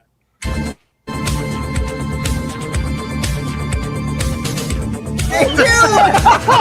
Shit! I just noticed that's I didn't notice it either until just Nice. now. That's awesome. dude. Bro, Nice. I need to print this out and make it I need a poster of this, dude. Yeah, That This is my that's favorite pretty thing cool. ever. That's pretty cool. That's fucking sick. I wish you would change the other faces because it's you and me, Carbon, and then like random white dudes. I wish you would change Yeah. that to fucking, Scribe, Yeah. Frederick and Scribe. That'd be amazing. Yeah. Oh hell yeah, man! Oh It my would be gosh. perfect. So good. On Twitter, I posted this saying it should be a cover to a comic. Right? Yes. Yeah. And he gave us like the orange and the green, which is my favorite. My favorite colors are orange, green, and black. And he just gave us it took these right off me, and then gave us the orange. I guess I'm wearing the That kind of Thing looks like outfit I was the wearing the there. Half-Life suit. It looks like you're. It does, yeah. You're the Thing shirt because you got Yeah, your orange exactly. Thing Yeah, shirt, yeah. right? Exactly. I think that's where he took it from. Is the Thing shirt with when I was wearing this. on stream. Okay. That's awesome. That's so Nice. cool. Holy shit! It's so fucking cool. That's badass. That's man. cool. Shout out, Grim. Yeah, that was Grim Jim. nice. Salute, Shout brother. out. Grim, I hate AI, but you did such a great job, brother. That's so good. If it's for So fun, good. why not? If it's for exactly. like jokes, memes, Yep. stuff like this, yeah. Yep, that's what I was gonna I say agree. too. Yeah. Yeah. If it's for I agree. fun, that's we can This laugh has to at be it and played right before we go on. Right before we go on, this is getting played. dude. Actually, we're probably gonna add that into the intro. have from to. now. Yeah. No, like right before we go on live, like and for the Fans Fest, I'm saying. Oh, there you go. Oh yeah, for sure, Right behind us. What? for sure. Admiral Guimond, though, how about that? I love it. I'll It's so take it. fucking sick. Beautiful. May 23rd, my promotion. Amazing. May 23rd. It only took you what, 2 years to get a promotion? It had- Finally? It was a little bit less than that because I started my own show 2 years ago and I was not on the Commandos when I started. So maybe a Alright. year and a half is closer to reality. But fuck Fair reality, enough. right? Yeah, That's fuck right. reality. Who cares about That's reality? right. All right. Here we got here. Joe. So the website, guys, is you can either go to superiorpresscomics.com and then click the link, which will take you to its own separate page. I had a lot of critiques on the way that the website was set up by people that were actually meant to pretty much attack me. But I was like, you know what? Some of these things are some good ideas. So I added the description of the book right up there, the story-wise, so you get it as soon as you go here. And then you this is kind of a breakdown of what you can do because people were like, "What do you do? You go here." I was like, "Whatever, man. Let me make it easy for everybody out there." It's like, click the pre-order tab to add the perks to the shopping cart for secure checkout because there are people out there saying like, "This is it's a bad site. It's an untrusted site. You can't do." I was like, "It's fucking Shopify, man. Fuck those people, It's man. like it's as secure as you can get for sales." And it's just like click on the perk for detailed description I gotta change that as well as a high quality image of Reaper Destroyer number 2. So Really the quickly, complaints- Joe, I'm Yeah. sorry. Can you go back to the main page for Reaper Destroyer 2? There was one thing I noticed. Yeah. See, maybe you changed it already. Because originally it said REP. Yes, I did Okay, change that okay, because okay. I'm just people know this if you follow the show. I'm dyslexic. Hey, no, So- it's fair enough. I wanted to mention that to you so you could, yeah. Yeah, no, I appreciate that. Yep. And somebody pointed out too, and I went and changed it right off the bat. I was like, okay, I didn't see that when I first did it. But I had to add in all these things because people were telling me or trying to say that there was no description of the book on there. There was no sample pages. It was just small icons, and it was basically just all this kind of grift. And I was just Hold like, on. all you got to do. I got to pause you here for a second. Yeah. Sorry.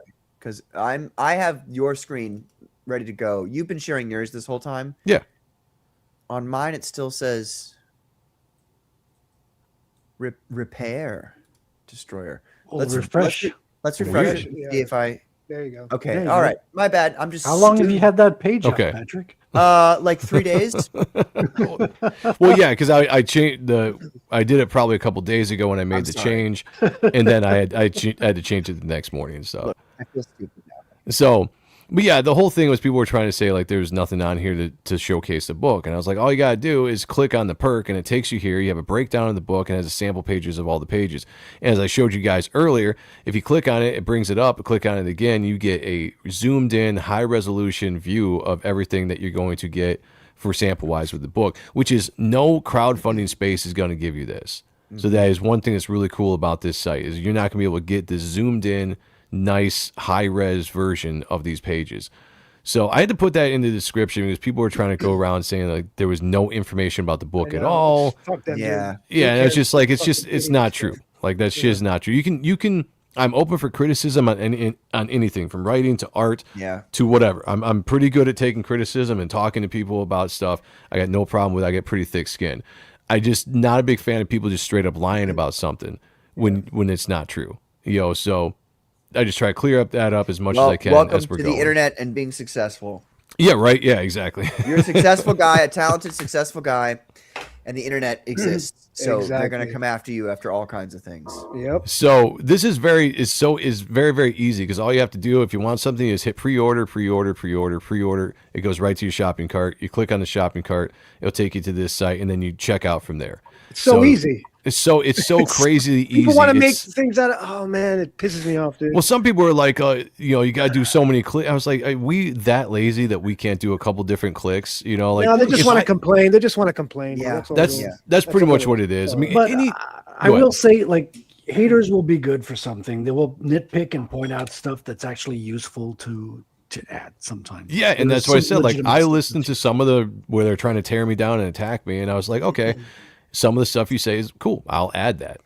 No problem there. Like some of the stuff is legit. Let me add this to the main page so that you get right off the bat a breakdown of the story. You know what's going on before you get to the tiers. But I'm not going to redesign everything that I'm doing because the original campaign was supposed to be on IGG, but they kept denying me the campaign over stupid shit like bank information and personal information, which I said this before. One of the reasons I got denied the first time was because they said the country of origin wasn't correct. And I went back and I looked. It was like, well, it's the United States. What am I supposed to put? Yeah. So you're denying. So I had to go through that and figure that out. Got that taken care of, and then it was like, bank information is whatever. So I've been going back and forth with people trying to get the bank information, which they already have, by the way, but you have to re-upload the That's entire. what I'm going through. Yeah, to redo 3 times already. Yep. It's like you guys have it. Why do I have to do this again and again to get these projects up? And then why are you denying me when you already have the information from previous, You guys who campaigns I've deal run? with Indiegogo, it seems I've never dealt with Indiegogo, but it Dude, seems it's to me- insane, bro. It's insane. It doesn't seems make no to me that sense. They're like actually trying to push away. That's what I think it is because I submitted be. everything. Do I you feel passed that way? everything. Yeah, it's been No? sabotaged, man. Well, There's Joe, something weird. Joe, you've used it like at least 3 times now, right? Yeah, I did for the main campaign. I did for the second chance campaign. Now, granted, those were old Indiegogo. Yeah. And they were such easy to use, very user easy. So with this new stuff, do you feel like it just seems from an outside perspective, somebody who's never used it and has no inclination to it all, it seems to me like they're actively trying to like prevent you from actually engaging with their website. Do you feel that same way? What I think it is they made it overly complicated. Now, foreigners bought this. I don't know who owned it to begin with, but foreigners bought it. Probably Indians. And it's it's complicated like a foreigner would run Dude, it's insane. run the website. At least that's the best way that I can describe it. So I feel like there's more stuff you have to jump through. Is even like there's this one section about being approved for like EU stuff, and I'm like, what the fuck is What this? the fuck? Fuck the EU. Yeah, Well, he's right on the country. The country there's no America, so you have to like navigate. Like what the Yeah. fuck? What, that doesn't It's- make no You have sense. to be. Well, it's called the United States. You Yeah. It have doesn't to say it. It doesn't be- have it on there. It's like what the fuck? What the have to fuck be is EU. America? It keeps going to A. It's down there. You have to be It's like, EU what the fuck? compliant to go to Canada now. Oh, is that what it is to go to Well, Canada? I mean, we're Oh, preparing to join the EU, so it's going to happen. No. Gotcha. Okay. Really? Unless, No way. dude, they've been that aligning a us real with thing? the EU. Well, if you guys don't come and claim us as 51, we're joining the EU. That's what's it's one or the other. Have Interesting. fun. Oh my God. Have fun. But yeah, it's stupid stuff like that. I think it's just more of a result of foreigners running the campaign or running the platform, and now some things are just kind of like, okay, for instance, setting up shipping. So one of the things people complained about is they went more to the Kickstarter format where you pledge and then you pay later, and then you pay the Stupid. shipping later, Fucking retarded. which is stupid. However, I did a little bit of research on the campaign. There's 2 different forms that you can run. You can run the original or the original version of crowdfunding, which is more the Kickstarter format, or you can run a version that's called Express crowdfunding. Now with express crowdfunding, that's when you can go in and you can click to have the money taken up front and to establish your own shipping per countries and all that kind of stuff. But you got to click again? Yeah, right. Exactly. Yeah. And so, but the thing is, to establish the shipping, you can't just go like old Indiegogo. You could be like America $10, Australia $20. You could click all these different countries and put in a price. Oh, you can't do that anymore? You can't do that. What you have to do now is you have to create shipping zones or shipping groups. And what you have to do is you have to create a group that's like domestic shipping. And then you have to put a price on domestic shipping. And then you have to go into another window and click all the countries that you want to have under this category, which would be just United States. Then you unclick every other country that they have listed. And then you save that as a zone. Dude, then you have to go in and create Oh a my brand new God. zone for foreign shipping and so on and so forth. But I only learned that because I had to, they have an AI chat in there. So you got to ask all these questions. And so I only learned that because I had to do a bunch of questions, but it wasn't there for you. It wasn't like just plainly there, easy to use. I had to go do a bunch of research in time to figure out how to do that. Yeah, I don't see it when I sign up. I don't see the Express. I see the regular version. Yeah, no. So there is they now make you go through a bunch of steps before you can even submit the campaign to be reviewed. So there is a box that I think it says something like change format or something. If you click on that, it will bring up the option to do express crowdfunding. And all you have to do is change it to express crowdfunding, and it'll switch it over in the system. And then you go into your settings within your project to start setting up the express crowdfunding. And that will allow you to be able to take money up front and to establish shipping up front. I'm about one more week away and I'm giving up. It's so stupid. It's stupid. It's horrible. As a backer, as a person who backs like the vast majority of Comicsgate campaigns and also other independent campaigns, Yeah. I have a budget, right?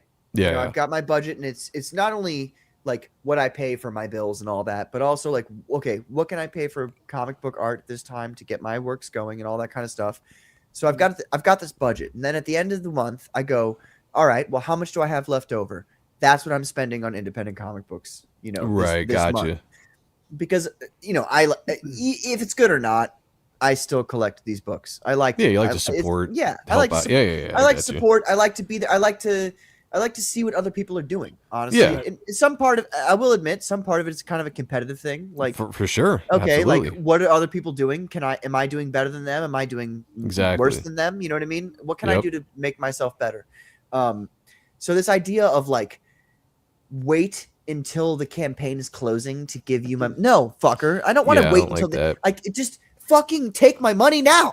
Like just take Well, it. that's why people I didn't, don't get it. that's The why card's people gonna didn't be like the full when you're going to be Kickstarter. fulfilling the campaign. Exactly. Take my That's why money people now. didn't like the Kickstarter format as backers, because you had all of a sudden 40 days have gone by and now you're getting a notification that your Right. $80 or whatever Yeah. you pledged You owe is us coming out. $80. And, And I'm like, what and the you're like, fuck do you fuck. mean? You're like, I have to pay bills this week. Yeah. Like, this is very inconvenient. I just bought some Reggie shit for $20 from this guy. I don't have any money left for you. Exactly. But I You will know? say the thing about Indiegogo that sucks is, like I said before, I've got like 530 some odd signups there. And I don't know if everybody's checking their updates or emails when I send out mass emails. So I have no idea one the is. communication. Right. That's So I said to you before. Okay, every time I get an update from Indiegogo or Kickstarter, ignored. Like, I Right, don't even exactly. look at it. I don't either. Like it'll pop up, I'll open it up, and it'll say something about something. I'm like, I already backed the project. I don't even know. Yeah, And yeah, so exactly. I that's it. Exactly. So I figured that is the case. So I'm like, all right, there's probably a handful of backers on Indiegogo still that aren't paying attention to the fact that I launched on my own website. Yeah. So that's why I'm still determined to get that up and going and make that live at some point, so that they'll get that notification that the project's live, and hopefully they'll go and back on that campaign. But I don't have any way to send them and make that communication that, hey, and I've posted a couple times in the Are updates. you gonna make it live on Indiegogo, or are you just gonna do updates on Indiegogo? I'm gonna make it live on Indiegogo, because I made 2 separate updates on Indiegogo in the update section saying, hey, the campaign is going to still go live on the 15th, but Indiegogo is being delayed. You can back in SuperiorPressComics.com. And so I went and made another update not too long ago saying, hey, actually it might have been yesterday, Just saying, hey, I'm still working at getting this page up. If you want to back the book right now, you can go to superiorpresscomics.com. But otherwise, I will let you know when it's good to go, and then we'll launch it as soon as I get approved. So who knows what's going on? But it's nothing like the old Indiegogo. And that's the headache. And I know that backers are upset with it and creators are upset with it. But I have and here's another thing, too. With the old Indiegogo, when people would sign up for your campaign, you would get those emails and it would be collected. And you could download a PDF of those emails so you could put it into like MailChimp or whatever and have a mailing list. Yeah. You can't do that with the new Indiegogo. It's strictly a follow the campaign. You get no information on who is following you. You just see a number of people that are following you. That's Horrible. Yep, that's it. So the only thing that's going to be communicated with them is if they are getting notifications through the updates because they're following the campaign. But then they have to check their email. They have to actually read the email. So it's a pain in the ass. So Indiegogo, essentially, long story short, nobody from Indiegogo is listening to this, but if you are, you guys totally fucked everything up. Fix your shit, totally man. fucked everything up. Like you were the one place that people who didn't want to go to Fund My Comic or GoFundMe, bro. Fund me. What is it? Back me, bro. That's Back me, bro. Yeah. You're the one place that people were willing to go to, and you totally shit the bed. Yeah, they made it so bad. They made it so bad, and I'm hoping that I can start getting people. If the campaign goes live and there's any stragglers over there, I'm hoping I can get them to, once the campaign's live, to start paying attention to updates to let them know that there's an alternative place so you can get the book. Because originally the website was supposed to just have some exclusives. You're going to have the main campaign on Indiegogo, and then the website was going to have certain exclusives to drive business to the website. But then when Indiegogo kind of messed me up, I was just like, screw it. I'm throwing everything on the website because I've been advertising that we're launching on the 15th. I'm not going to say like, sorry guys, we're going to push it back for however long it's going to take. So that's why this website is in existence, where you can get everything right now. So Joe, do you only want... I have two questions again. Again, this is one question and then a question afterwards, depending on your answer. Yeah. Do you only want people to back you on your website? No, back wherever you want to back. I do want to give options. Like, yes, I would prefer to come to my website because I want to bring people to my website because besides just the campaign, you can go to the main page, which since you guys are right here, you can go to the main page. And if you scroll down, obviously you can pick up other stuff that's not the campaign. Sketchbook, you can get back orders, T-shirts, coffee mugs, all that kind of stuff. You said this was Shopify, right? Yeah, it's a Shopify site, which I encourage a lot of people to do the Shopify way and then build your own website. How does that work for you? Do you pay a monthly fee to them, or do they like take a chunk out of your sales? It's a monthly fee. Okay. Yeah, so you're paying for a subscription. Can you disclose to us how much the monthly fee is? You can choose different tiers. But the one I do, I think, is $30 a month. That's not bad. Not horrible. It depends on your sales. Like, so if you're doing really good on sales, it's not a big deal. If you're not doing anything on sales, then you're just paying $30 for nothing. So you might want to do a different package. But there's no percentage they take out of what you're selling. No. Okay, that's actually a really good deal. Yeah, it's. I think it. So when I was doing the math, and I was like, all right, if I'm paying like $30 a month for the website itself to have, or when I did Reaper Destroyer issue 1 on Indiegogo, I think I ended up paying Indiegogo like $7,000 that they took from that campaign. Holy fuck! And so I'm doing the math. I'm like, this $7,000 fucking dollars. Yeah, it was crazy. Like because they break it down. They're like, like the money you get paid out, and then the percentage they're taking for their cut.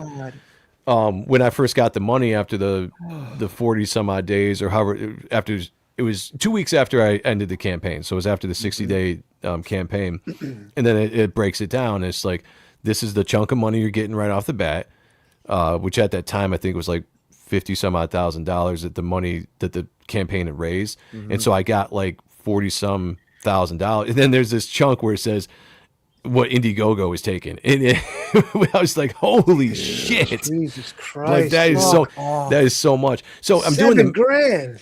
Yeah, so I'm doing the math, right? So this is the thing, Joe. This is the thing. Obviously, you're making a killing on your website as long as people can get directed to your website. Yeah, exactly. As long as you can get traffic to the website, Right. It's way better for the creator, myself, because I'm just paying a monthly subscription, and then that's it. Right. So like I everything think else it would be very beneficial for you to do FMC. because FMC takes 1%. So take your last example, 50 Okay. grand you made in the campaign, right? They'll take $500 of that. 1%. I didn't know it was just 1%. 1%, brother. Well, herein lies the same thing. I have no problem with doing, and I've even thought about it too because I've been so frustrated with Indiegogo. It's like maybe I should just throw this campaign up on Fund My Comic as well. But the same thing is the issue. Like I have 530 signups or followers on the Indiegogo. Yeah. How do I make them come over to anywhere else that's not there? Yeah. You know, and so Right.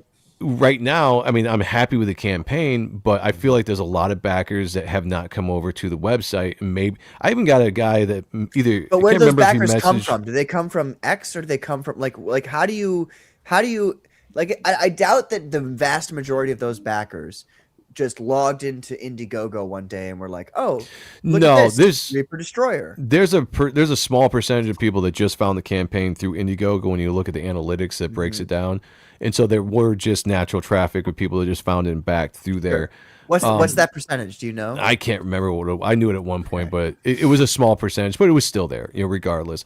Yeah. But most of the people that backed came from links. But when I advertised that, I had X, I had Comicsgate, I had a bunch of people from Facebook groups that Right. were following the campaign or that were doing a sign up way before I even had a campaign, because I would just click in groups and be like, hey, if you are interested in this, you know, send me your email and I'll add you to the mailing list. And I got like freaking so many people that would DM me their emails. And so I had a lot of people that, in my opinion, were not necessarily at Comicsgate at the time that probably showed up and backed that campaign.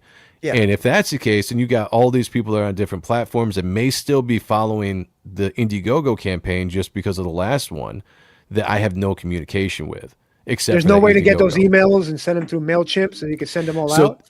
all I have is the old emails. So I have everything still from the first campaign because it's in my MailChimp as far as Right. my mailing list subscribers. So I can send those out. But if it's anybody new or whatever that signed up through the Indiegogo, I have no idea about. Plus, with the MailChimp, I don't know what the analytics are on that as far as sending out the mass emails, but I have not so far since I've had the MailChimp for a few years seen a big return on sending mass emails out. Okay. And so that's Good to again, know. like how many people check their email? You know, true. really. Yeah. I You know, had the same. I kind of gave up on email lists. to be Yeah, honest. me too. right. Yeah. So you don't I mean, I don't think, even check you don't email think that an much. email list is worth it or no? I would say this much. I did a lot of email list work on Phenomenon 1 and Phenomenal Tales #1. And 30, like I had like, I would say 33, 35 people on the email list. Maybe 7 of those people backed my book. Interesting. What I found is that just by being on stream and talking to people and Right. having fun and talking comic books up and promoting, that's where most of my backers come from. Yeah. I would say like that's probably the case for sure. For you too, Joe? I- like for the mailing list? Like I you still see- think it's probably a good idea to have it just Sure. in general, Right. but I hadn't seen a giant return. But it's got to be separate though from like you have to be able to control it. So like I use Yeah. Mailer Lite is what it's called. Okay. I My use sister- MailChimp, but my sister turned me yeah. on to Mailer Lite and because she used to do some kind of like PR work or whatever. okay. If she was listening to this right now, she'd be like, "You fucking idiot! It's not PR work." She'd tell me exactly what it was, but I'm stupid.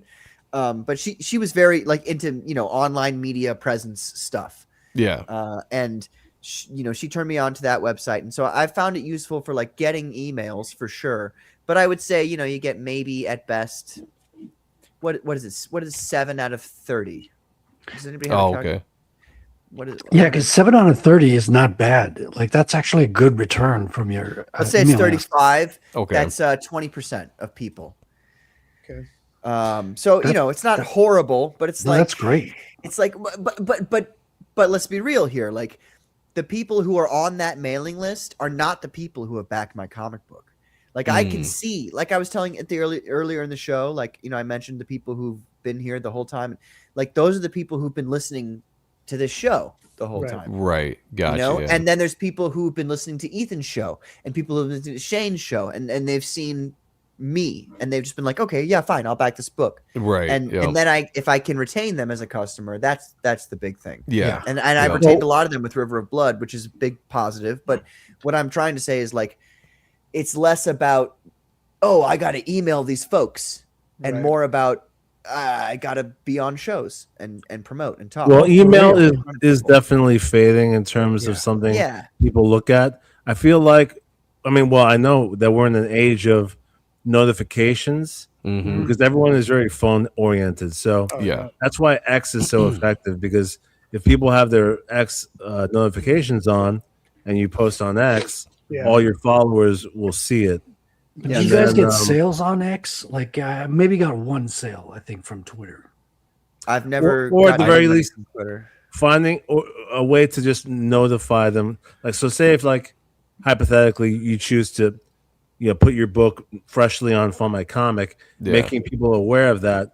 X is an avenue because it has notifications. Yeah. YouTube is another avenue because if people have their YouTube notifications on, which I feel people who like to watch streams, they do. I have my notifications on for YouTube. So like those are the new methods I feel are more effective. But I feel like having everything on is the best bet anyway. You want to do everything that you possibly can. Right, exactly. Good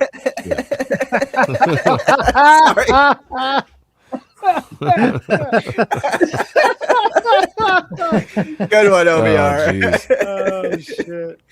Oh my god. All right, with that, folks, ladies and gentlemen. First of all, I've got to say, what a great conversation this was. We could have actually talked the whole show. We could have gone 3.5 hours just talking about music. We absolutely could have. I thought we did. I forced us to make this, and whatever. We got to do that one day. Just talk music, touring, playing we shows really and do. shit. But like, I didn't want to do Joe dirty. You know what I mean? Like, he just launched the book. We want to talk about the book. If Joe, if you didn't have, like, if it wasn't your recent launch, I probably would have just let it go. All right, let's just talk about music the whole night. Right. Like, I got to be real with you. I was pretty content while we were doing it. I was like, because I love music. Obviously, we all come from the background of music, so it's a subject that I love talking about as well. Yeah. So, and I think the people in the chat were eating it up while we were doing it. Yeah. So hey, but again, I'm not a YouTuber. We're just here to promote books and have fun and have a good conversation with folks. Yeah. And all that aside, my point is that it was a great time having you on. I think when we pivoted to your comic book and we really got into some nitty gritties of your book. And that was fun, man. The way your art form works and the way you write and the way you draw and all, like, I love talking about this stuff with you guys. I love that I can come on and talk with you guys about this stuff too, because you ask some really good questions, which I don't normally get asked, which is nice. Because a lot of times I'll go on, it's just like, hey, pitch your book, and I hate pitching the book, so I'll just give the rundown, show the art, and then that's it. But I love that you actually had some questions that allows me to kind of give good answers, and so that's this kind of format. I absolutely love it. I always have a good time when I'm with you guys. Well, yeah, we need to know what happens when he gets a boner, Joe. Yeah, those are the important questions. This is why people tune in to the Commandos. I got an answer. Does he take Imodium AD for everything when he has diarrhea? Like, sounds like Reaper Destroyer doesn't have any problems in that department. He ain't got he's got no problems. Trust me. No, but seriously, I mean, like, I do feel like one of the best things the Commandos does, and we just, first of all, we have a good time. That's the most important thing, and people who are listening realize that we're not here to like trick you in any way. We're not here to like play some fucking YouTube game about, oh, this is the modern topic we got to talk about. At the end of the day, we're just having fun and we're talking about shit. And even when we're promoting comic books, we're still like, we're asking you questions because, Joe, we're all creators here, all of us. And we're all trying to like, we're just picking each other's brains and being like, okay, so how does that work? And, what do you do there? And how does that work? And it's just a really cool thing. I just think, I fucking love this show. I love you guys. I love you guys. I'm going to end in a happy rant and saying that I fucking, hold on, stop, take this down. I fucking love you guys. This is the best. Comicsgate is the best. I love talking about comic books and learning more about comic books. You're all fantastic. Thank you, everybody in the audience who's been there this whole time. Honestly, the one thing I'd like to say to you all, like, from the bottom of my heart, like, from this, I've been thinking about this at least for like 2 weeks or, since River of Blood closed out. You guys really make me feel